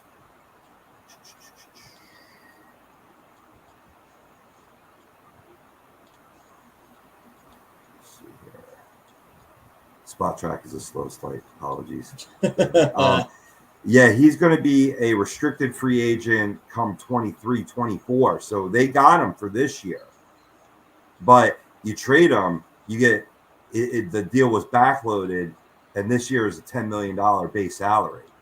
Whereas like the first year the deal was $3 million, and the second year the deal was $7 million. So, business wise, after seeing that, now I can kind of see it. I think that would just be based on where do the Islanders see themselves, in the standings. And I'm sure we'll cover that when we cover the Metro Division in coming weeks. Certainly. And by then we'll probably have more developments on this by that time, and probably hear some more things going around the aisle and where exactly they see Barzal fitting in if they have a chance to have him fit in at the end of the day, But we'll have to wait and see there.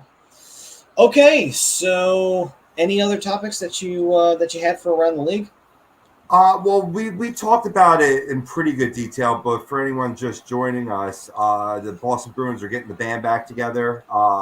They signed back their captain. I said 16 earlier in the show, 19th season. I'm dyslexic with 6 and 9. So it's not backwards and forwards; it's up and down. Too many 69s in there. But Patrice Bergeron, he'll return for one last year, and then David Krejci, after taking a year off playing in his home league in Czechia, he signs a deal worth $1 million and get another $2 million available in performance bonuses. Like I said, my earlier point that it's hard to leave and come back and expect to keep up with the pace, but. You look back to the pandemic shortened 2021 season, Krejci was scoring at nearly a point per game pace, racking up 44 points in 51 games, while a great faceoff guy too, 54% of his draws, and averaging over 17 minutes per night. And you're talking, 1 year, it's a little bit lower of a layoff per se. If I'm thinking of the first game that comes to mind is Jaromir Jagr coming back to the NHL. Even you could look at what was the mega deal boy for the Devils, Ilya Kovalchuk, Kovalchuk. right? Yeah. When he came back, he looked way slow. So, so I questioned that a little bit with Krejci, but it's only one season, and I didn't realize that he was still performing at almost a point per game basis. So, I think it'll help keep him afloat, but this is grasping at the straws of years past, if you ask me. Yeah, I hear what you're saying on that one. The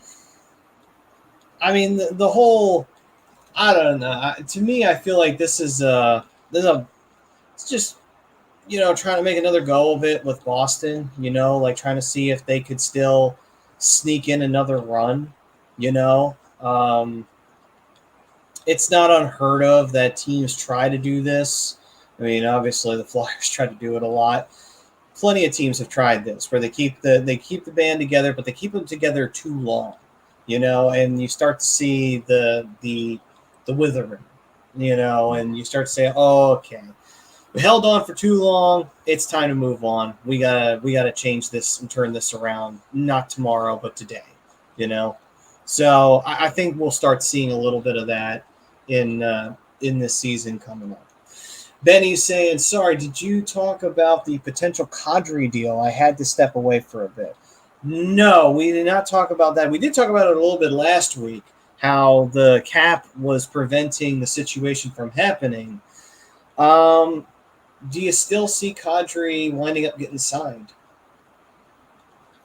Yeah, that's what I was talking about. If the Islanders are going to look to move Barzal, it would be to sign Kadri. And I looked up another hockey source that I got, and it's saying that pretty much it's just a matter of time before Nazem Kadri signs with the Islanders. So there's a lot of buzz there with him, signing a contract with the Islanders, but they're obviously going to have to move around money in some form or fashion, even if that means moving one of your, great players in Matthew Barzal. Yeah. I'm not really a huge fan of the idea of moving Barzal to sign Kadri, only because, Kadri showed a little something in the playoffs, and he's a good player in that regard. He's a fearless player. He's a guy who can kind of get some juice on your team and everything. It's like, come on, boys, let's go get this shit, But I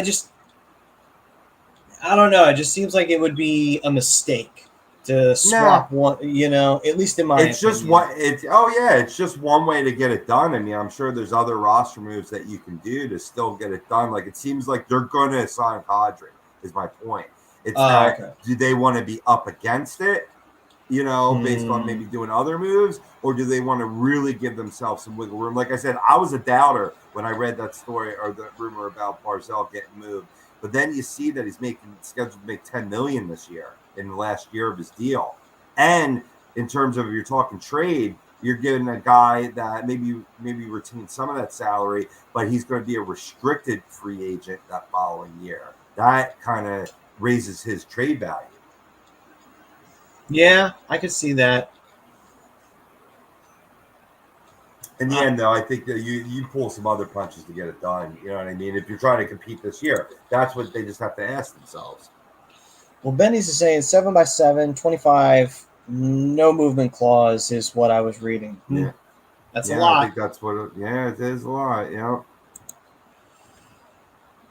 The Islanders are in a weird spot, to say the least. They're in a very strange spot to be in.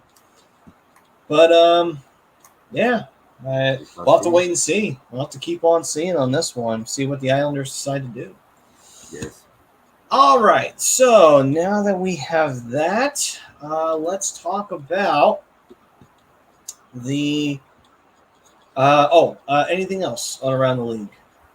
That's it for me. All right, then. So now with that, that'll bring our third period to a close, and with the second period Second period to a close, and now to the third period, brought to you by the best way to enjoy fantasy sports. That is FanUp. And they have daily NBA contests, which they'll have next year. They'll also have NHL, they'll have MLB, they'll have NFL. You can win great prizes. You sign up today, use the promo code A2D for 5,000 bonus points, which is a $50 value. All you got to do is go to fanup.app.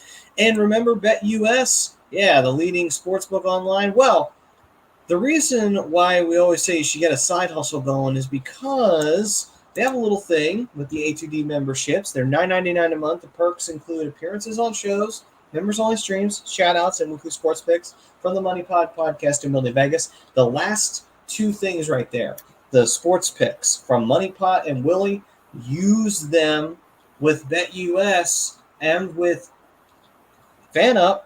Before you know it, you're getting paid to be an A2D member, and you got a nice little side hustle going. So definitely want to look into becoming a member. So look into that, and good things will happen to you. Get that side hustle going. All right.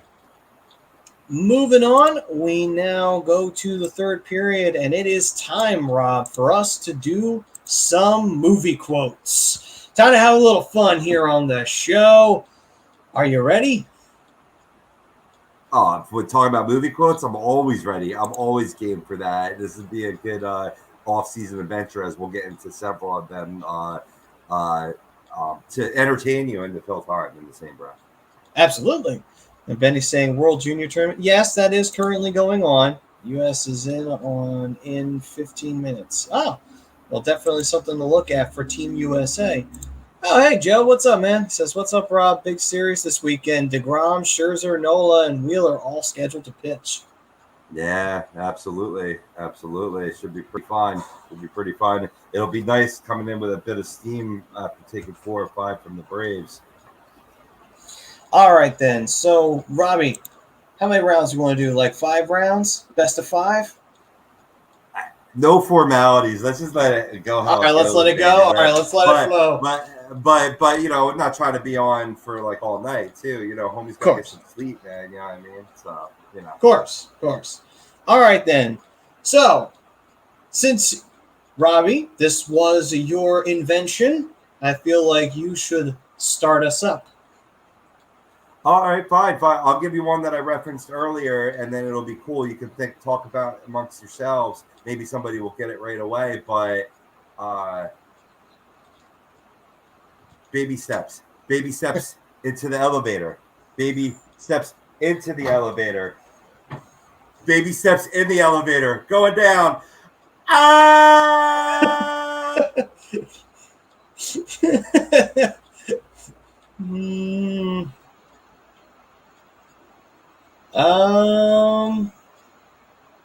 I'll be honest. I think you got me on that one, to be honest with you, brother.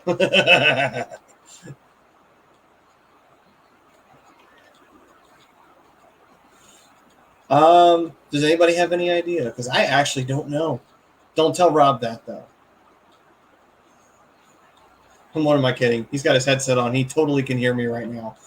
So, if you guys want to, you can absolutely talk shit about Rob, and he can't do anything because he can't say anything to you guys. But he can hear every single word you said.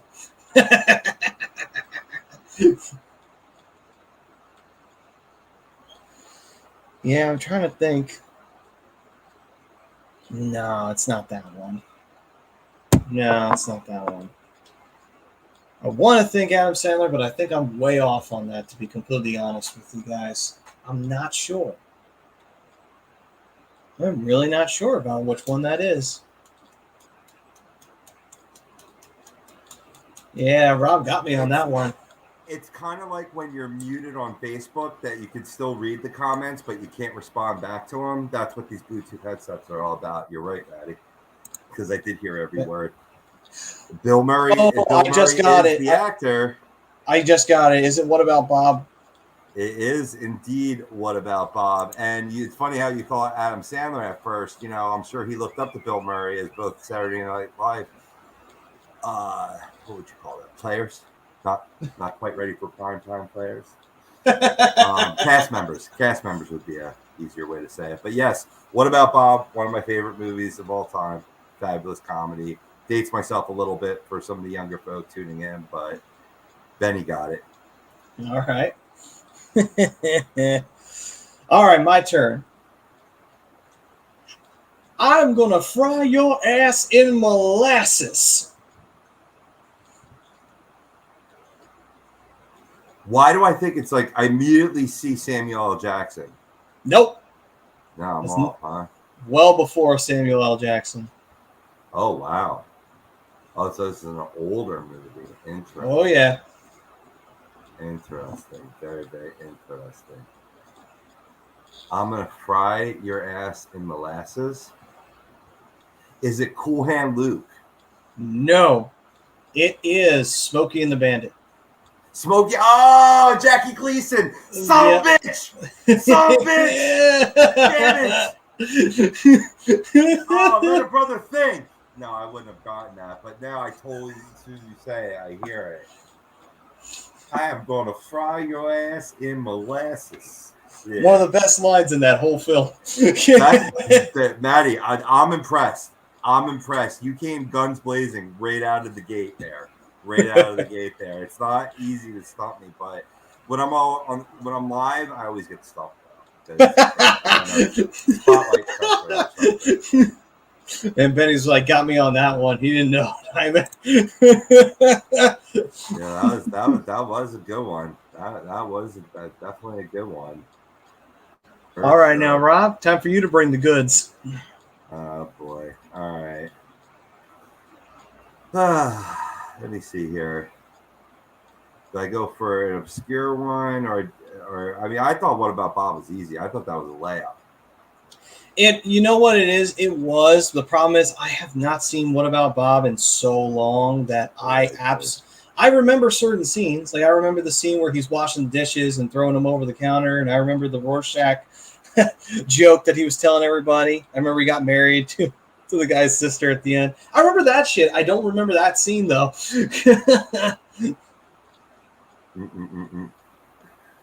All right, I'll give you one of my average run of the mill ones. I think you should get this one, Maddie. I think you should get this one. All right. Let me make sure. I think it's pretty simple how it goes, but a boy's best friend is his mother. Psycho. Yeah. Well done. One of the greats of horror, right there. Of course, done by Alfred Hitchcock, of course. Yes. Yeah. Oh yeah. All right then. So my turn. All right then. Let's see here. A wizard is never late, nor is he early. He arrives precisely when he means to. That's Sir Ian McKellen, Lord of the Rings, correct? Correct. Yes. Nice. That's a good one, though. I like that. That's a good quote. That's just an epic quote from all three movies. True. You know was Fellowship? Yeah, Fellowship of the Ring. It was the first line Ian McKellen actually said in the film. Oh, okay. And funny enough, you know they were originally pegging Sean Connery to play that? No kidding. Yeah. It's crazy to think about that. It's like, well, I just couldn't see it. But maybe it's because that's how good Sir Ian McKellen did in that role. It's like no one should play Gandalf but him.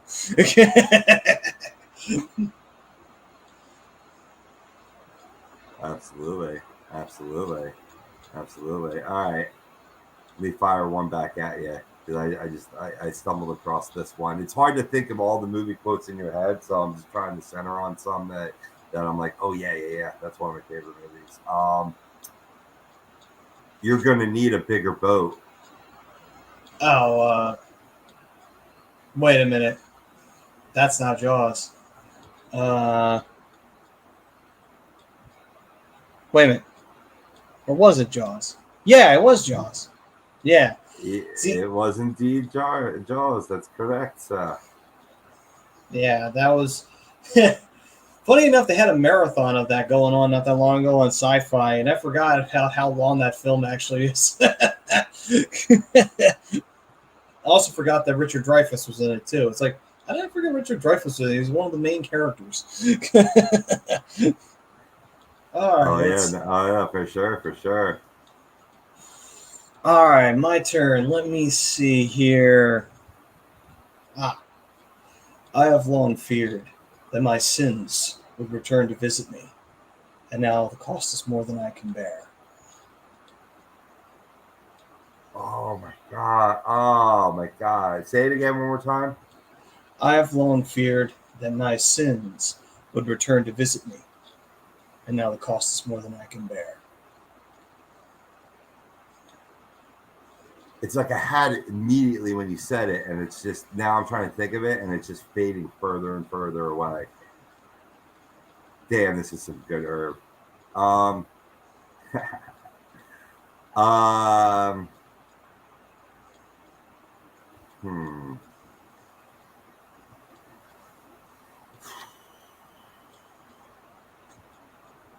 I'm gonna say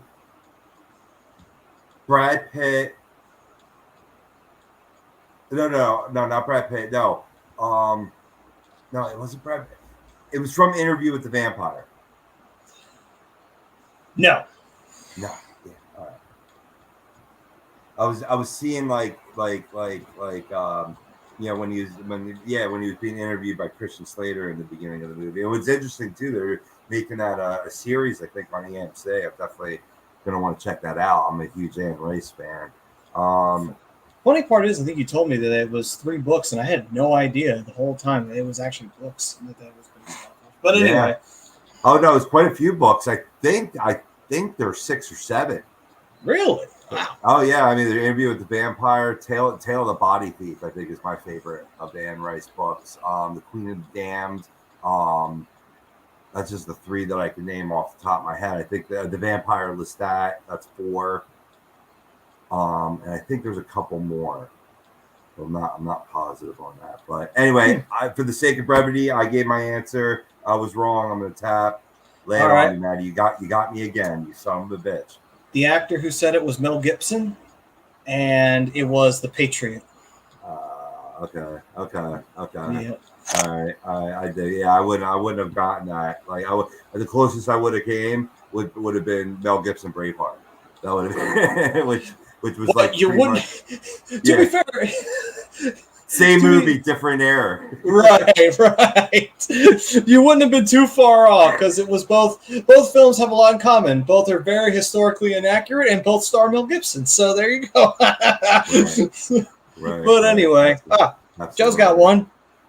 Never rub another man's rhubarb. I already know that one. Yeah, that one's easy. Love it. Jack Nicholson, baby. Yep. Good old Batman when he was the Joker. That's a Best great part line is, from that too. Yeah, great line on there. I just love also when they're dancing. He's like, it's like Beauty and the Beast. Of course, if anyone else ever calls you Beast, I'll rip their lungs out. Plenty of good lines from him, man, in that movie. That was like a part made for Jack Nicholson, and there's been fine Jokers since, I think probably my favorite Joker's got to be Heath Ledger, but I mean, Jared Leto's been good in some of these newer movies, limited, but I think, aren't they coming out more with him, or are they going to continue with Joaquin Phoenix from Joker? I think they're going to continue with him, honestly. Yeah, I think so too. And he did. That was another good job in terms of representing the psychosis and the psychotic side of the Joker. Yeah. I mean, it'll be interesting to see how he stacks up compared to the other ones when the next Batman, rolls on out. It'll be interesting. Right. Absolutely. All right, you ready for your next one, Maddie? Sure. Go ahead, Rob. This is a good one. The toughest part of this one was picking which quote from this movie that I wanted to throw out there. So I'm going to do more of an obscure one from it and say, is it true that if you don't use it, you lose it? Oh, shit.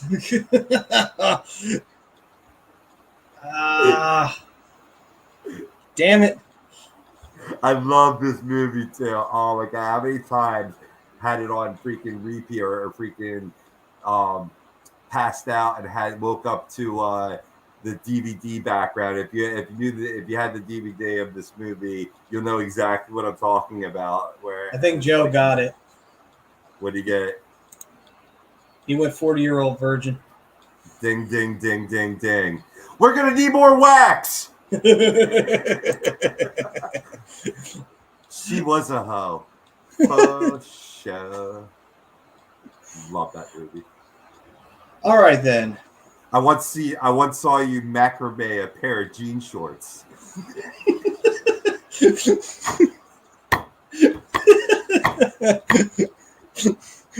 Oh my god, that movie is the best. Well done, Joseph. Well done. You knocked your camera off center. Oh, did I? Yeah. Yeah. There you go. That's how funny it is. Joe says you look like a man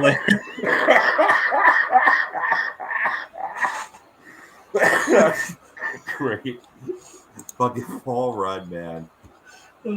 All fucking Rudd. What's interesting is I do a fantasy baseball advice and in a Discord chat, and I don't know who he is because he's under it's under a different name, but one of the registered users is Paul Rudd, which is cool. He's legitimately OG fantasy baseball, like from the movies, like he's hardcore into the fantasy sports.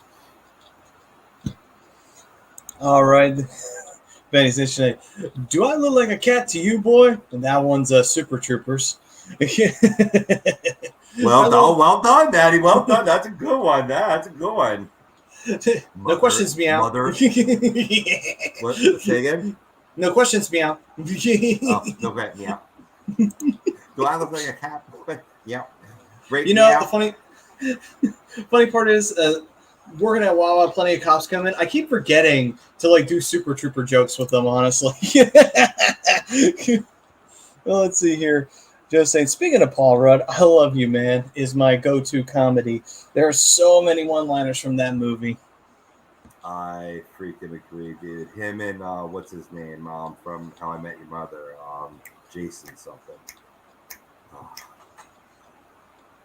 Why am I blanking on his last name? But anyway, no, they're just awesome playing Rush together in the garage. Fucking awesome. Awesome. Slapping the bass. Why do you do it in a Jamaican accent? I'm slapping the bass. All right, let me see here. I believe it's my turn. And let me see here. I got one. Fuck, I wasn't supposed to be here today. Oh, that's easy. Oh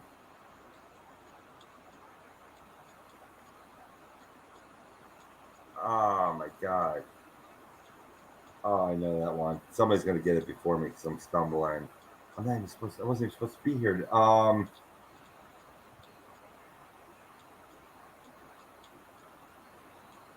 Damn it.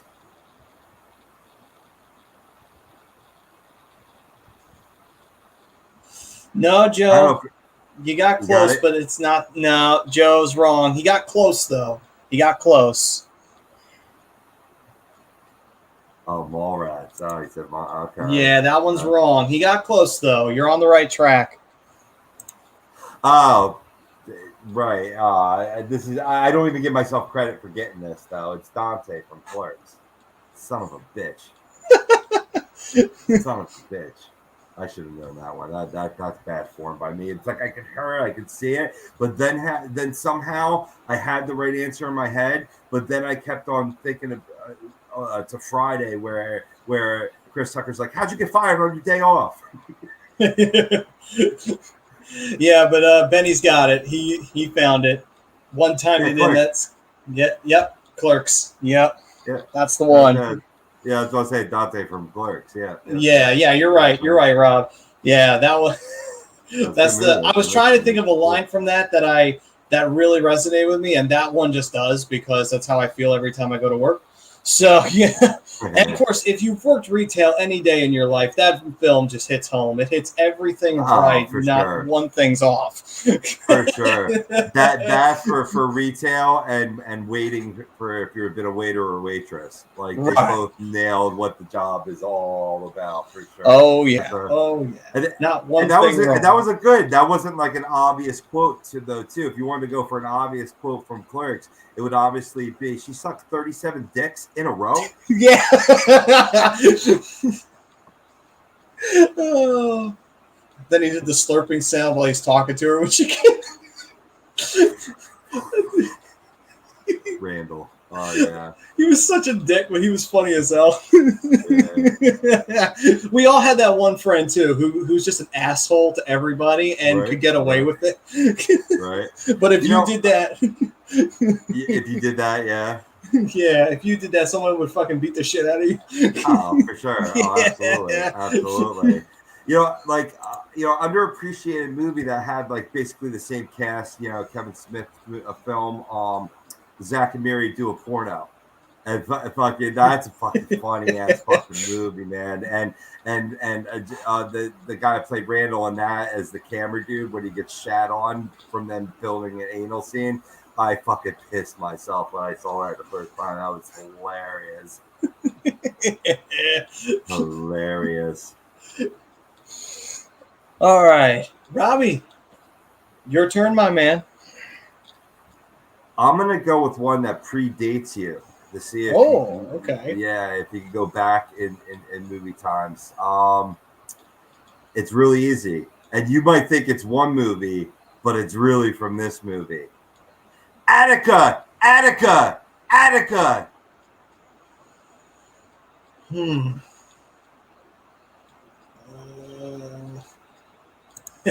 Well, Joe was saying it's called the double Dutch rudder. That's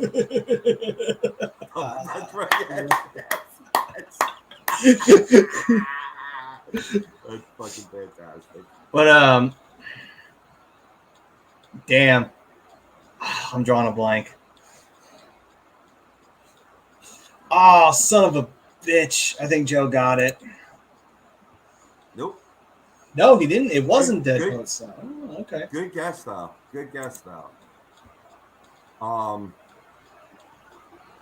Captain, my captain. Yeah, that was definitely one of Robin Williams' finest movies. God bless his soul.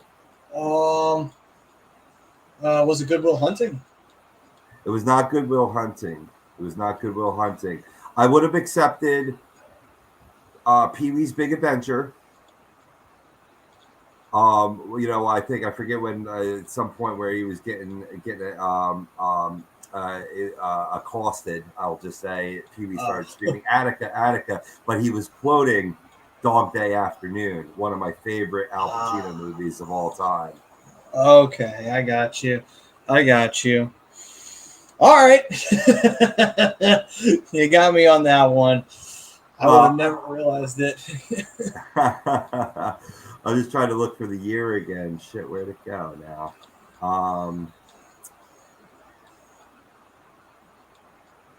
1975. I mean, shit, that predated moi over here. But obviously, I have that in my Al Pacino collection. That's a good movie. Dog Day Afternoon about bank robbery. That's a damn good movie. Okay. All right. Let's see here. Good quote to do. I will say.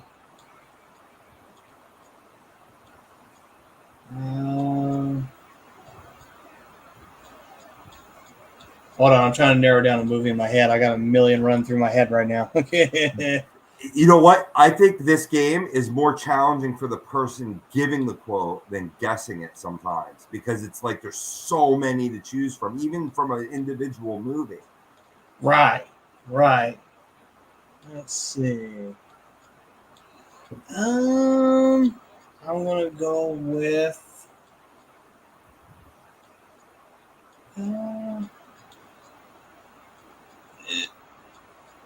All right, I'm going to go with this one. If you're going to work here, I have to ask you a question. Are you comfortable with full frontal male nudity? Oh. Oh.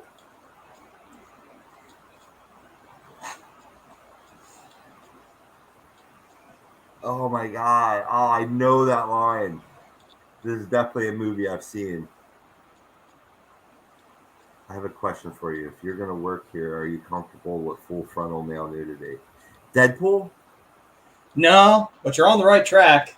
It's Ryan Reynolds that said it. It's Ryan Reynolds, but it is not Deadpool. Oh, it's Waiting. It's Waiting, yes. Yeah, no. Yeah. What was I thinking? Oh my God. I was thinking to myself, like, because I was kind of giving up and tapping out, saying, all right, I'll pick the easy one. And I threw it at you. I thought you were going to get it right off the bat. Yeah, I immediately saw Ryan Reynolds, but for some reason I thought it was like him just being like, saying like a crass, sarcastic line for Deadpool. And then I forgot he does crass, sarcastic lines in every movie he does. Yeah. And then I was like, shit, I said it before. Some did. So does that count as a right? Is that like a half a point?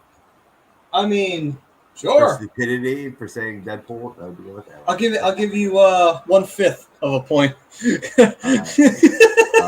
For getting at least the actor right. I got two more. I'm gonna go 2 more rounds and then all right, two more rounds, then we'll finish up. All right. Yeah, I'll wrap this up. I have to throw in this one because this is my favorite comedy of all time. Okay. I mean, it's a tough thing to say because, I mean, do you consider Almost Famous a comedy? That's another one of my favorite movies of all time. I think that was more of like almost like there was definitely funny moments, but it was like just you can't label that one genre, but this movie you certainly can. Crab cakes and football. That's what Maryland does, baby. Ooh. Crab cakes and football. That's what Maryland does. Joe will get this. Don't even look at the comments. But Joe probably already commented with the answer. Oh, he did all right. Benny Nation already, I think, got it, to be completely honest with you. Don't look. I already did. It was too late. I turned my head and looked back. There it was. I'll give you a pass. You got the producer side. I'll give you a pass. Yeah. Yeah, that's a layup for my last one. But how do I not? If we're doing a movie quote game, how do I not quote Wedding Crashers? Wedding Crashers is probably the most quotable movie of all time, as well as being my favorite comedy of all time. Was it? Well, Joe and Benny got it. They knew it right off the bat. Well, yeah, they both did it simultaneously on Facebook and YouTube. Yeah. And Joe, like, bullshit. You look like you can suck a golf ball through a garden hose, which is Full Metal Jacket. Yeah, dude. Well done. Well done. The late Arlie Ermy, who did that, who was a drill sergeant. Apparently, he was supposed to be the, not the executive producer, but the what do they call that? Like the reference, like the guy they go to make sure that the actor's getting it right, basically. Like consultant, maybe, or consultant. I think that's what it is. And none of the actors they were bringing in could do it, and so they just said, you know what? You were a real drill instructor. You do it. And so that's how his acting career got going.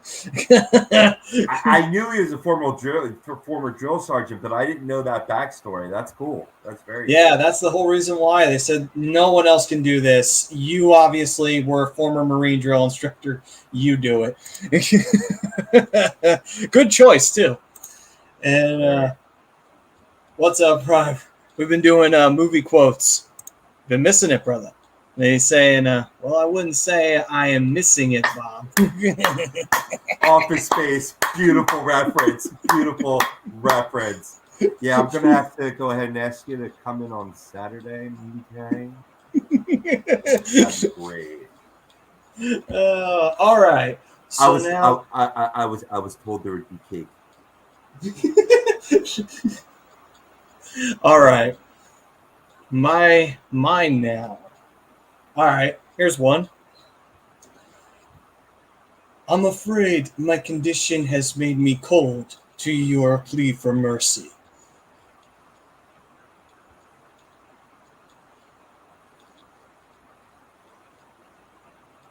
Yes, I picked an obscure line. When I tell you what the movie is, you're gonna be mad at me for picking an obscure line. No. The condition is the key word of that quote. Am I wrong?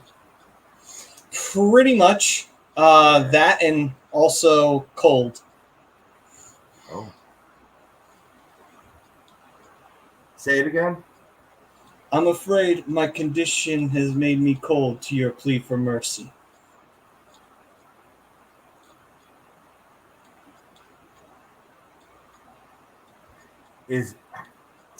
I thought it was something else, but I'm gonna say is that Schwarzenegger playing Mr. Freeze in that awful Batman movie? You got it. Yeah. I knew it was the condition, but I was thinking that it was not Fight Club, but like I thought it was another Brad Pitt movie, and it was more on the serious side. But I'm like, no, that's Mr. Freeze. Yeah, that's a good one. That's a good one. I like that. Joe almost got it. He got Batman Forever. It's like, he was so close. He was off by one. He got so close. And then Penny's like, don't tell me it's Mr. Freeze from Batman. He's like, yeah, it was. And I picked an obscure line because it's like, I can't pick any other one. Any other one would be too easy. Cool off. I was going to say tonight, hell freezes over, but I figured that would be too easy. That'd be way too easy. Yeah. For sure. Swoops like I was cheating. Maybe I was. I don't care. Joe's like, you can get a good look at a bull by sticking your head up a butcher's ass. Wait, no. It's got to be your bull.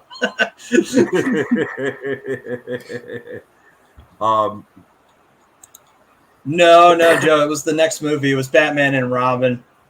Yeah. Oh, he was talking to Joe. Yeah, sometimes our fan converses amongst themselves, for sure. Put up Joe's quote again. I think I want to. There you go. I think I know where that. That's Tommy Boy. That's got to be Tommy Boy.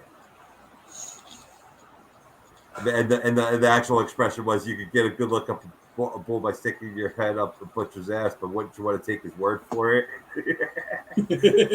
But Farley, I love that movie. Fat guy in a little coat. Yo, if you ever get it, if anybody out there gets a chance on Netflix, Adam Sandler did this special where it was mostly just him doing different songs and like taking his comedy into like a 50-year-old age, from sort of the what we do him as more of like an adolescent form of comedy. And it was interesting. It was really, really textural and good. But he does the tribute song to Chris Farley. I first heard it on SNL when they got him to host it, but it's a little more elaborately done on the special. It's fucking awesome, man. It's such a great tribute to Chris Farley. Nice. Yeah, and obviously, ding ding, Joe saying you got that completely right on that one. He's like, housekeeping, do you want mint for pillow?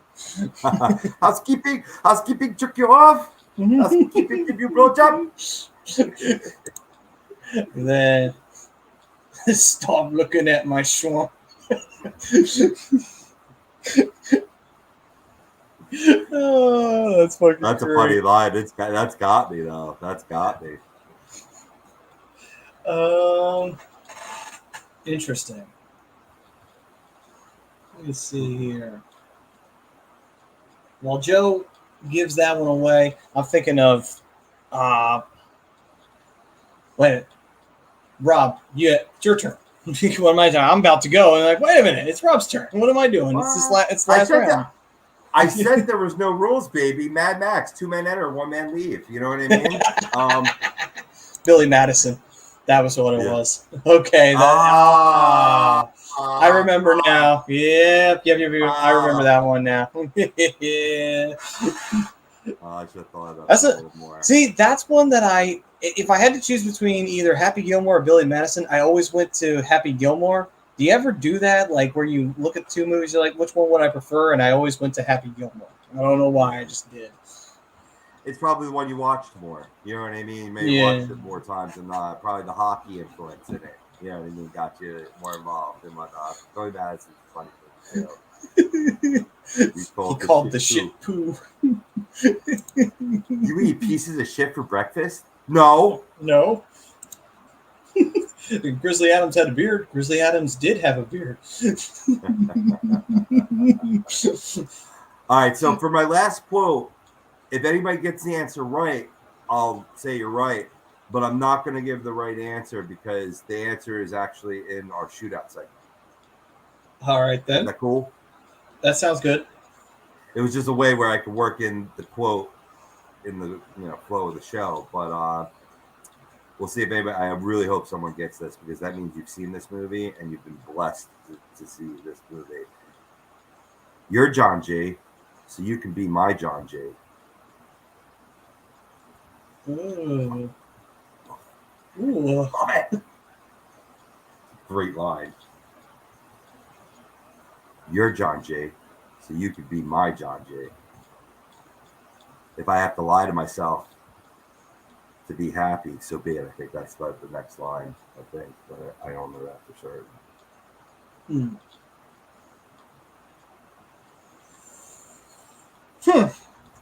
I actually am not sure, but I won't take any guesses because I know you wanted to save it for later. But maybe somebody take a guess. Yeah, a guess, or maybe someone from the comments. Yep. Yeah, somebody from the comments might have it because I'm actually not sure, to be completely honest with you. Let's see what year. I'll give you all a year because it is not like the reason why I didn't want to give the answer is one of our shootout topics is greatest movie nobody has seen. Oh, I see. Okay. I mean, people know this movie though. I just it's not very well known. It was a 2000 film.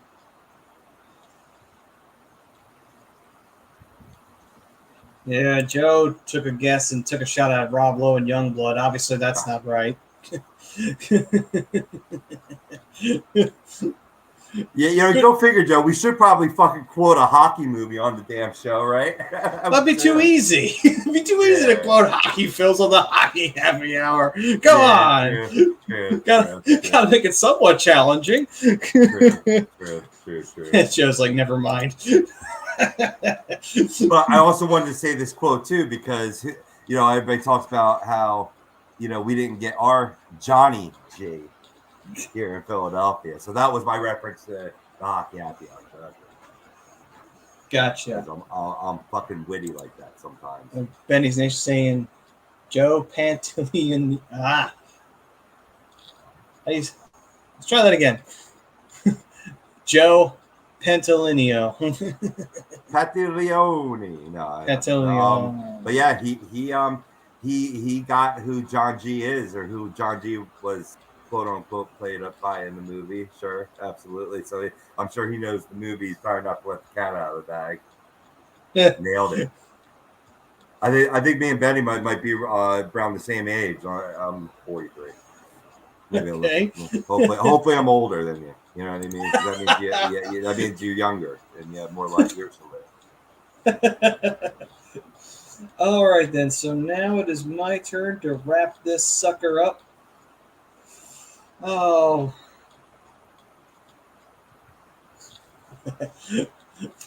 All right. Oh, Joe's saying it's not Donnie Darko or whatever that cult classic is. Never seen it.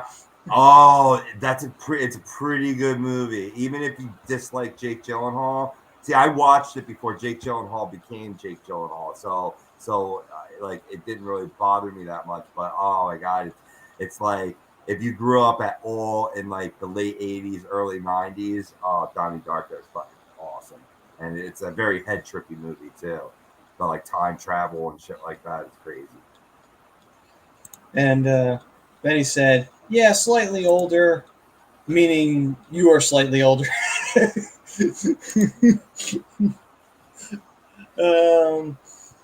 So let's see here. All right, I got one that's fun. This one is like a film of my childhood. So, Fat Boy's going to be finishing up any minute now. Talk about a recluse. He only comes out once a year. He never catches no flack for it. Or stays up there to avoid the taxes.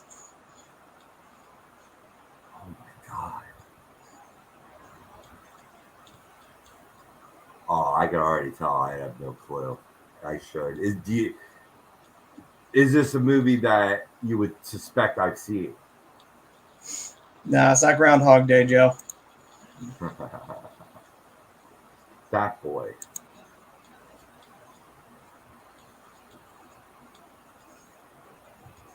For some reason, though, I think maybe I'm going based on that comment, but it is what I thought immediately when you were saying the quote. Is I thought I heard Chris Elliott say the quote. Nope. I'll give you some guess. I'll let you guess on who the actor is. That way, it might help narrow it down a little bit. Yeah, because I was going to say it was there's something about Mary. I thought that was him talking about when he was fat back in the day. Okay, go. I'll lay it on me.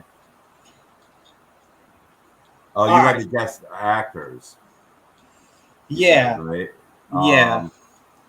You could throw on it, so that way it might help you narrow it down a little bit.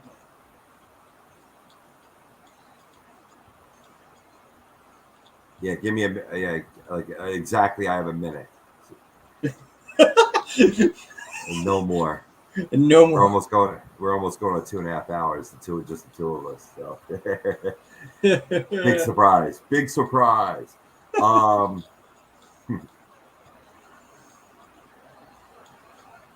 You know what? I'm gonna tap. All right. I don't even want the minute. So the actor is Jim Carrey, and the movie is How the Grinch Stole Christmas. Oh, wow. You know what? Believe it or not, that's a movie I've never seen from beginning Really? to end. Never saw I've that. seen. Yeah, I've seen like little clips, like they have it on at a holiday party and stuff like that. But I've never watched How the Grinch Stole Christmas from beginning to end in any rendition. That film I used to watch all the time, even when it wasn't Christmas. Oh, sure. But Sure. The lie is when he's actually getting ready to steal Christmas. He's actually looking at Santa finishing up, and so he says, "Fat Boy's going to be finishing up any minute now." And then he's Fat Boy, yeah. There's a lot of quotes I could have picked from that film, but I wanted to pick one that would be challenging, and I figured that one would be the most challenging out of all of them. That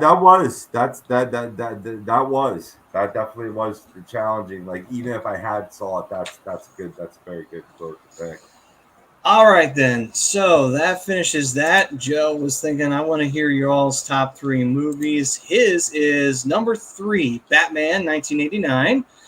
2, The Prestige, and then number 1 is Shawshank Redemption. I like The Prestige. I like there was 2 magician movies that came out at the same time. There was The Prestige and The Illusionist. I like The Illusionist a little bit better, but The Prestige was a great movie. And I believe, no, he's talking Batman 1989, so he's talking about the real Batman, Michael Keaton. But ironically, wasn't Christian Bale in The Prestige as well, who eventually played Batman? So that's he was. Nice little, yeah. And if I stand correct, so was Hugh Jackman, who is Wolverine. So Truth, absolutely. Morgan Freeman was in Shawshank Redemption, and he was Morgan Fox? No, Lucius Fox. Thank you, Morgan Fox. I think that's a porn star. Yeah, maybe that's his porn star counterpart. But he was a Batman, so there's a nice connection there. Man, this is too hard of a fucking question, so I'm gonna nail off. Number 1 for me, I've always said it. It's always been on one of my lists. Now it probably should be off, but it's a movie I grew up seeing. It was my favorite movie to see in the theater. That was Terminator 2: Judgment Day. I think that's definitely one of my favorites. That was my first rated R film. Nice. I said one of my other ones, Almost Famous. I love Almost Famous so much. Beyond Life, and then I Wedding Crashers I could put up there too. You know, I feel like I'm ignoring so many other great movies, though. You know, if I putting both Almost Famous and Wedding Crashers together because they're kind of the same genre. But I'll just go with that answer. I don't want to filibuster.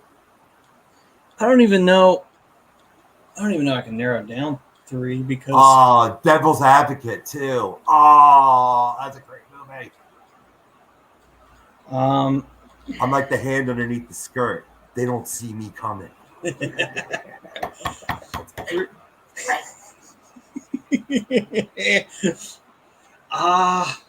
For me, I would say like 3 films that I really loved. I mean, obviously, How the Grinch Stole Christmas was one of my favorite films as a kid.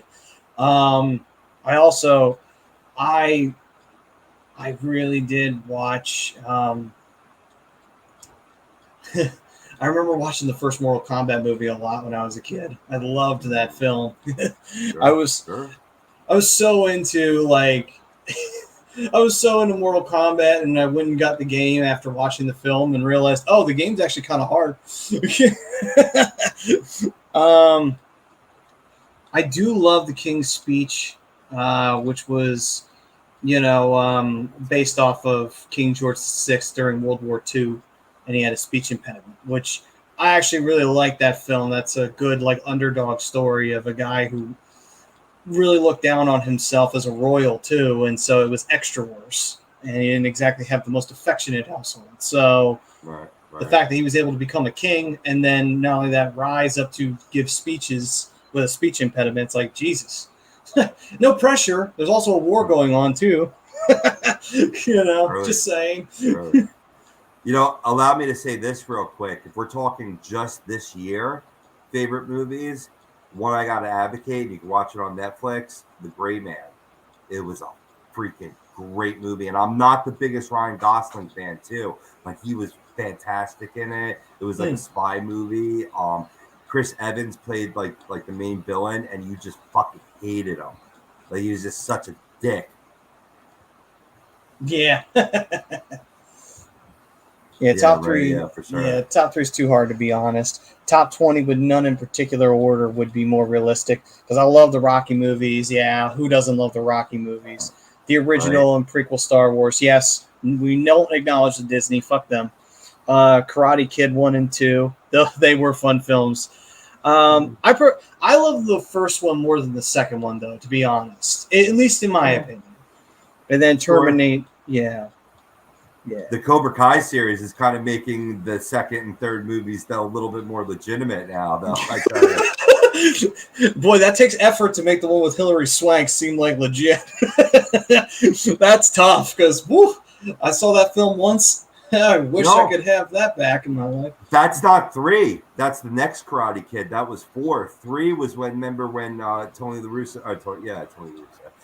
LaRusso becomes a Cobra Kai member. Remember with Terry Silver? Yeah. Oh, I thought you said 3 and 4. I might have. I talked too fast. It's well documented. Yeah. Oh. And Joe's saying Gray Man was awesome.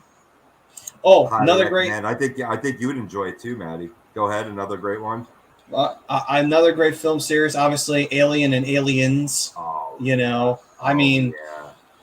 Alien, the first film alone is it's beautiful. It's like, how do you do a slasher film in a sci-fi setting? It's like, that is exactly how you do it. Simple, very slow burn, and then boom, when the alien comes out, everyone's fucked. You're done. You're dead. You might as well just commit suicide. It's going to get you at some point.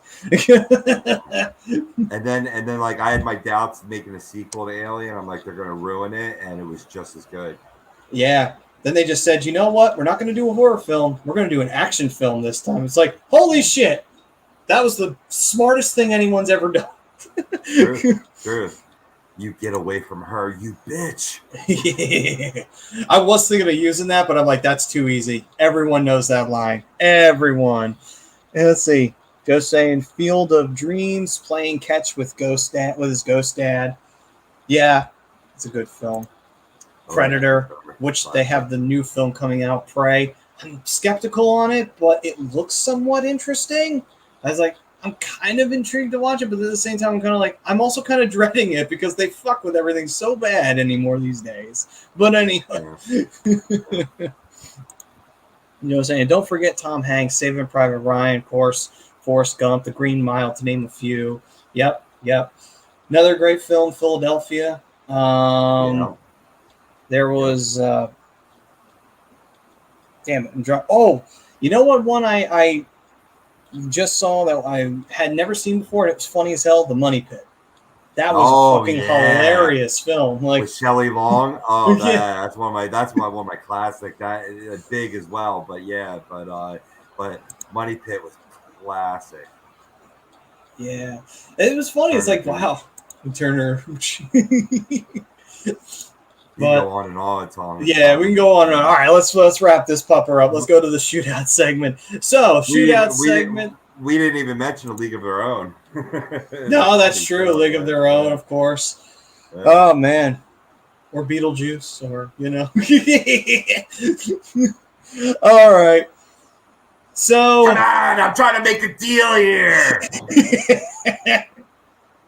Nice fucking model. All right, so let's talk about our shootout segment. Specialized physical therapy. The doc, Dr. Paul Vidal. If you got any aches and pains going on, go see the doc at specializedphysicaltherapy.com. And you can head on over to one of his locations, either in Burlington or Cherry Hill. And they got great crews there. They'll get you feeling much better before you know it.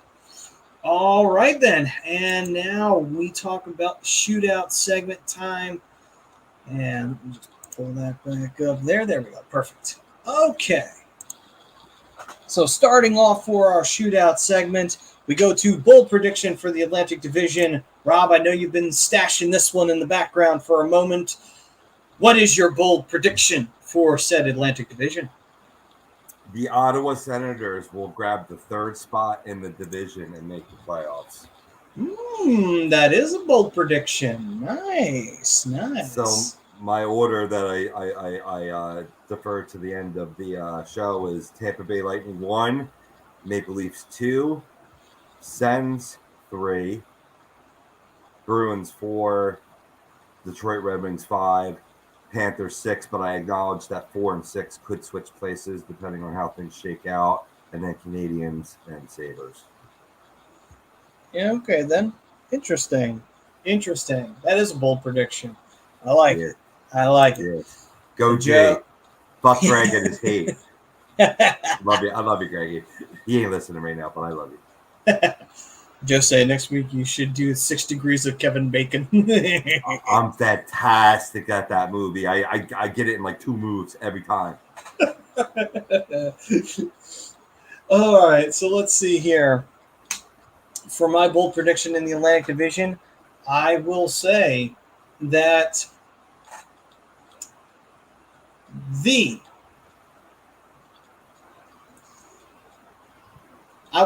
Detroit Red Wings will win a wild card spot and will upset what team they draw in the first round. I like it. I like Benny's too over here. This will be Matthews last year in Toronto. Interesting. They get eliminated. Strong there. That's the team that Detroit upsets in the first round. They eliminate Toronto, and then Matthews is like, you know what? We just lost to the Red Wings. I won out. It's like, what? You played well. We lost in 5. I won out. Gets traded to the Detroit Red Wings. Yeah. So we got a trade for you, Matthews. Where are you going? Where? Detroit. God damn it. All right. So let's see here. Next up on the shootout segment will be most polarizing player in the NHL.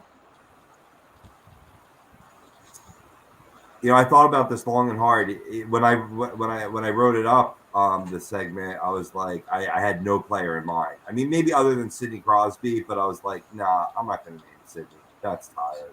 So I'm going to say Tom Wilson.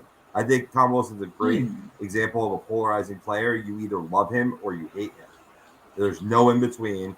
Maybe the only thing in between is if you're a Caps fan, because then that entails a little bit of love and hate with his game at times. But I think, just the he reminds me of like the steam and the buzz that Sean Avery used to in this league. You know what I mean? He's always stirring the pot, but there's a lot of options. There's a lot of options you could go with here, I think. But Tom Wilson, I'll go Tom Wilson. What say you? All right, then. Before I do that, Joe's saying Flyers over under 33.5 wins. I'm going to go on the under. I'm going to say no way. 0-82, damn it. Bedard. It's all about Bedard. Right.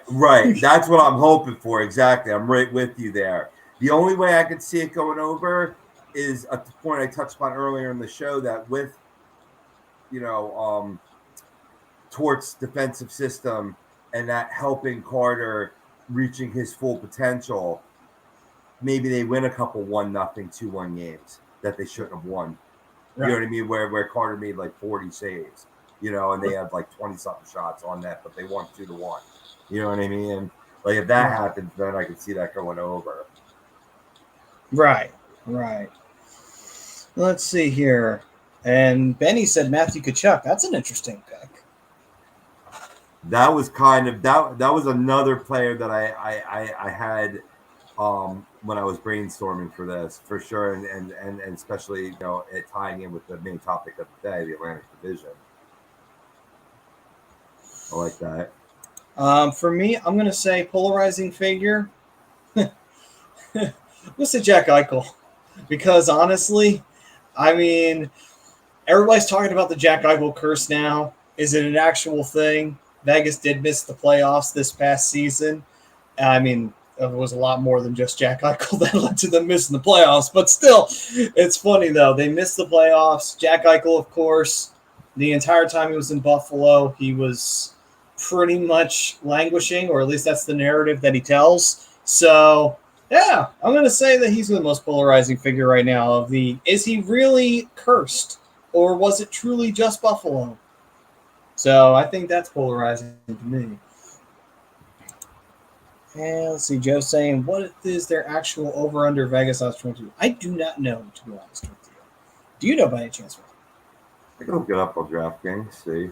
All right, then. While you do that, let me read off what we got here next for that, and that is the greatest movie nobody has seen. I will go first because, obviously, you want to stash yours for later on. So while you do that, I'm going to say greatest film that no one has seen. Honestly, oh man, this is actually a lot harder than I realized. Mm-hmm. Let's see here. Greatest film no one's ever seen. Let's see. Oh, Joe said he just looked it up. 78.5 points. 34, 37, 11-ish. Yeah, that was the point. So that's all. And all they had was points on DraftKings. They didn't have the win. So I was going to this Vegas site. That won't let me scroll down. You fucking bitch. Now I'm switching tabs. Oh my god, I'm melting down. We gotta wrap up this show, dude. I know. That's why I'm trying to think of a film that no one's seen.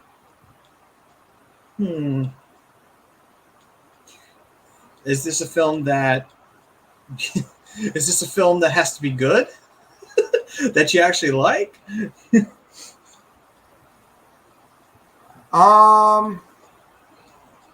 Yeah, because it's greatest movie. Oh, okay. Like a really like a good movie that that you just like was.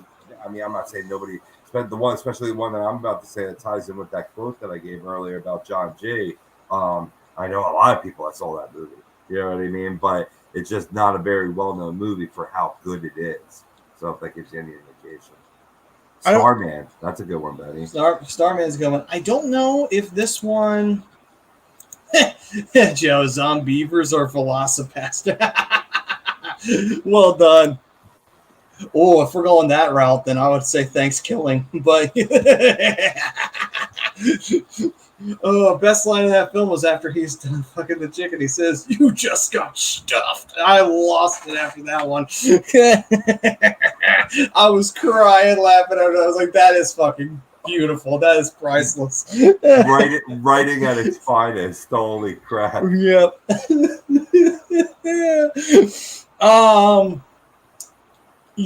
I will go with. I guess people have seen this. I'm not 100% sure. Killer Clowns from Outer Space. That's a funny one. I love how at the end the two nerd guys wind up in the ball and it's with these hooker clowns. That was funny. Well, that makes me think of another great quote too from "Dude, Where's My Car," where it has the giant, super hot chick, and they cross over the boy, a son and his boy, and the son goes, "Daddy, I want to go on that ride." And he's like, "Me too, son. Me too." Okay, I know. It was sort of an homage to that. Anyway, go on. I'm gonna say I don't know if many people have seen this, but Attack of the Killer Tomatoes, which I think is fucking hilarious. That I think that very much qualifies. It's a cult classic, and that meets the definition for sure. My favorite scene in that whole thing was with the soldiers when they were doing the dance routine and singing. That shit was hilarious. For sure. All right then, Rob. What about you? Big Trouble in Little China. That's a good one, Joe. That's a good one. He actually says he doesn't like that film. Yeah, no, I can see that too. It was cheap 80s, you know what I mean? But you love it or hate it, you know. All right, so greatest movie nobody has seen. I said the quote before, "You're John G, so you could be my John G." That movie, Memento. Memento. Oh. It was a 2000 film with Guy Pearce, and if you've never seen it, this is the plot. So this guy was attacked. His wife was killed. He developed antegrade amnesia, where every 15 minutes he would lose his memory. Just, he'd remember who he was, the basic things of life, but it's a serious, real condition where you have antegrade amnesia. You can't form new memories. So he'd take pictures and leave himself notes. And the movie's about him trying to find his wife's killer. And what's great about the movie is that it's half filmed in color and half filmed in black and white, right? And the color starts from what would typically be the beginning of the film. He got attacked, yada, yada, like I told you. And the black and white starts at the end of the movie. But it's still not the reveal. It's just the last thing that happens in the timeline of the movie. And the two work their way to each other through scenes to meet at the middle. And that's the climax of the movie. When he goes, "You're John J, so you could be my John J." And it's like just when Guy Pearce is just an underrated actor. He was in that Orson Welles a remake, what's a classic movie about time travel? Was it the Time Machine? Yeah, I guess that's what it is. Yeah, exactly. I think that's what it is. Let's just say that's what it is. But he's just been great in every movie he is. But he doesn't do a lot of movies. He only does like select movies and shit. But if anybody out there, if you've never seen Memento, go watch it right now. Like before you go to bed tonight. Like it's freaking fantastic. Great movie. Nice. All right then. Joe's was Escape Plan. And he said that the movie with Sly Stallone and Michael Caine, where they were POWs and they play soccer in the prison camp and then escape. That's classic, dude. That's a great movie. I haven't seen that in a long time. He also says, have you noticed that almost every movie Sly Stallone was in during his prime, he goes to jail at some point? Locked Up, Over the Top, Rambo, Tango and Cash, Demolition Man. Plays a good convict, that dude that pumps the weights in jail, right? Yeah. All right, then. So that will pretty much take care of this edition of the Hockey Happy Hour. We thank everybody for joining us once again. As always, the fam, love you guys. Thank you very much for chiming in today. And also, we thank everybody out there for continuing to support A2D Radio. And if you want to continue supporting us, the best way to do that would be to get yourself some A2D merchandise. And we do have a place to go for that. And that is phillydrinkers.com/A2D Radio. You go there. They got some great mugs. They've got hats. They've got shirts, show-specific ones, but they also have fun T-shirt designs like the Quarterback Factory comes to mind. Only bad things happen in Philadelphia. Lots of great stuff, and they're always pumping out new designs and everything. So go check out phillydrinkers.com, A2D Radio, and the shirts and everything, all high quality. So go check them out. Also, one more time, throw that out there. If you want to be an A2D member, keep that in mind. $9.99 a month. Lots of perks if you want to do that. And the comments today brought to you by Gleason's Bar, located 6700 Mill Creek Ave in Levittown, PA. Use promo code A2D for 10% off your order whenever you dine in, take out. You go online at Gleason'sBarandSteaks.com. So that way, if you're in the Levittown area or you're in the PA area and you want to get yourself something good to eat, that's the place to go and get yourself a nice little discount on top of it. And then, of course, our show sponsor, that is Manscaped. You get 20% off free shipping with the A2D code at manscaped.com. Throw out your old hygiene habits and upgrade your life. Manscaped is the place to go. Listen, guys, you want to be confident and you want to take care of your crotch region. You don't want sweat and shit down there. So do yourself a favor, Manscaped. Get 20% off with that A2D code too. So it saves you a little bit of cash while you do it.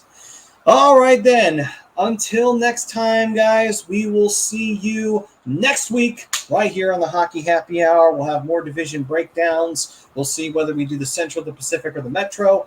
And, if any other major things happen around the league, we'll, of course, talk about it. And who knows what other fun shit we'll come up with during this off season. All right, guys. Peace and love, everyone. Take care of yourselves. Cool off.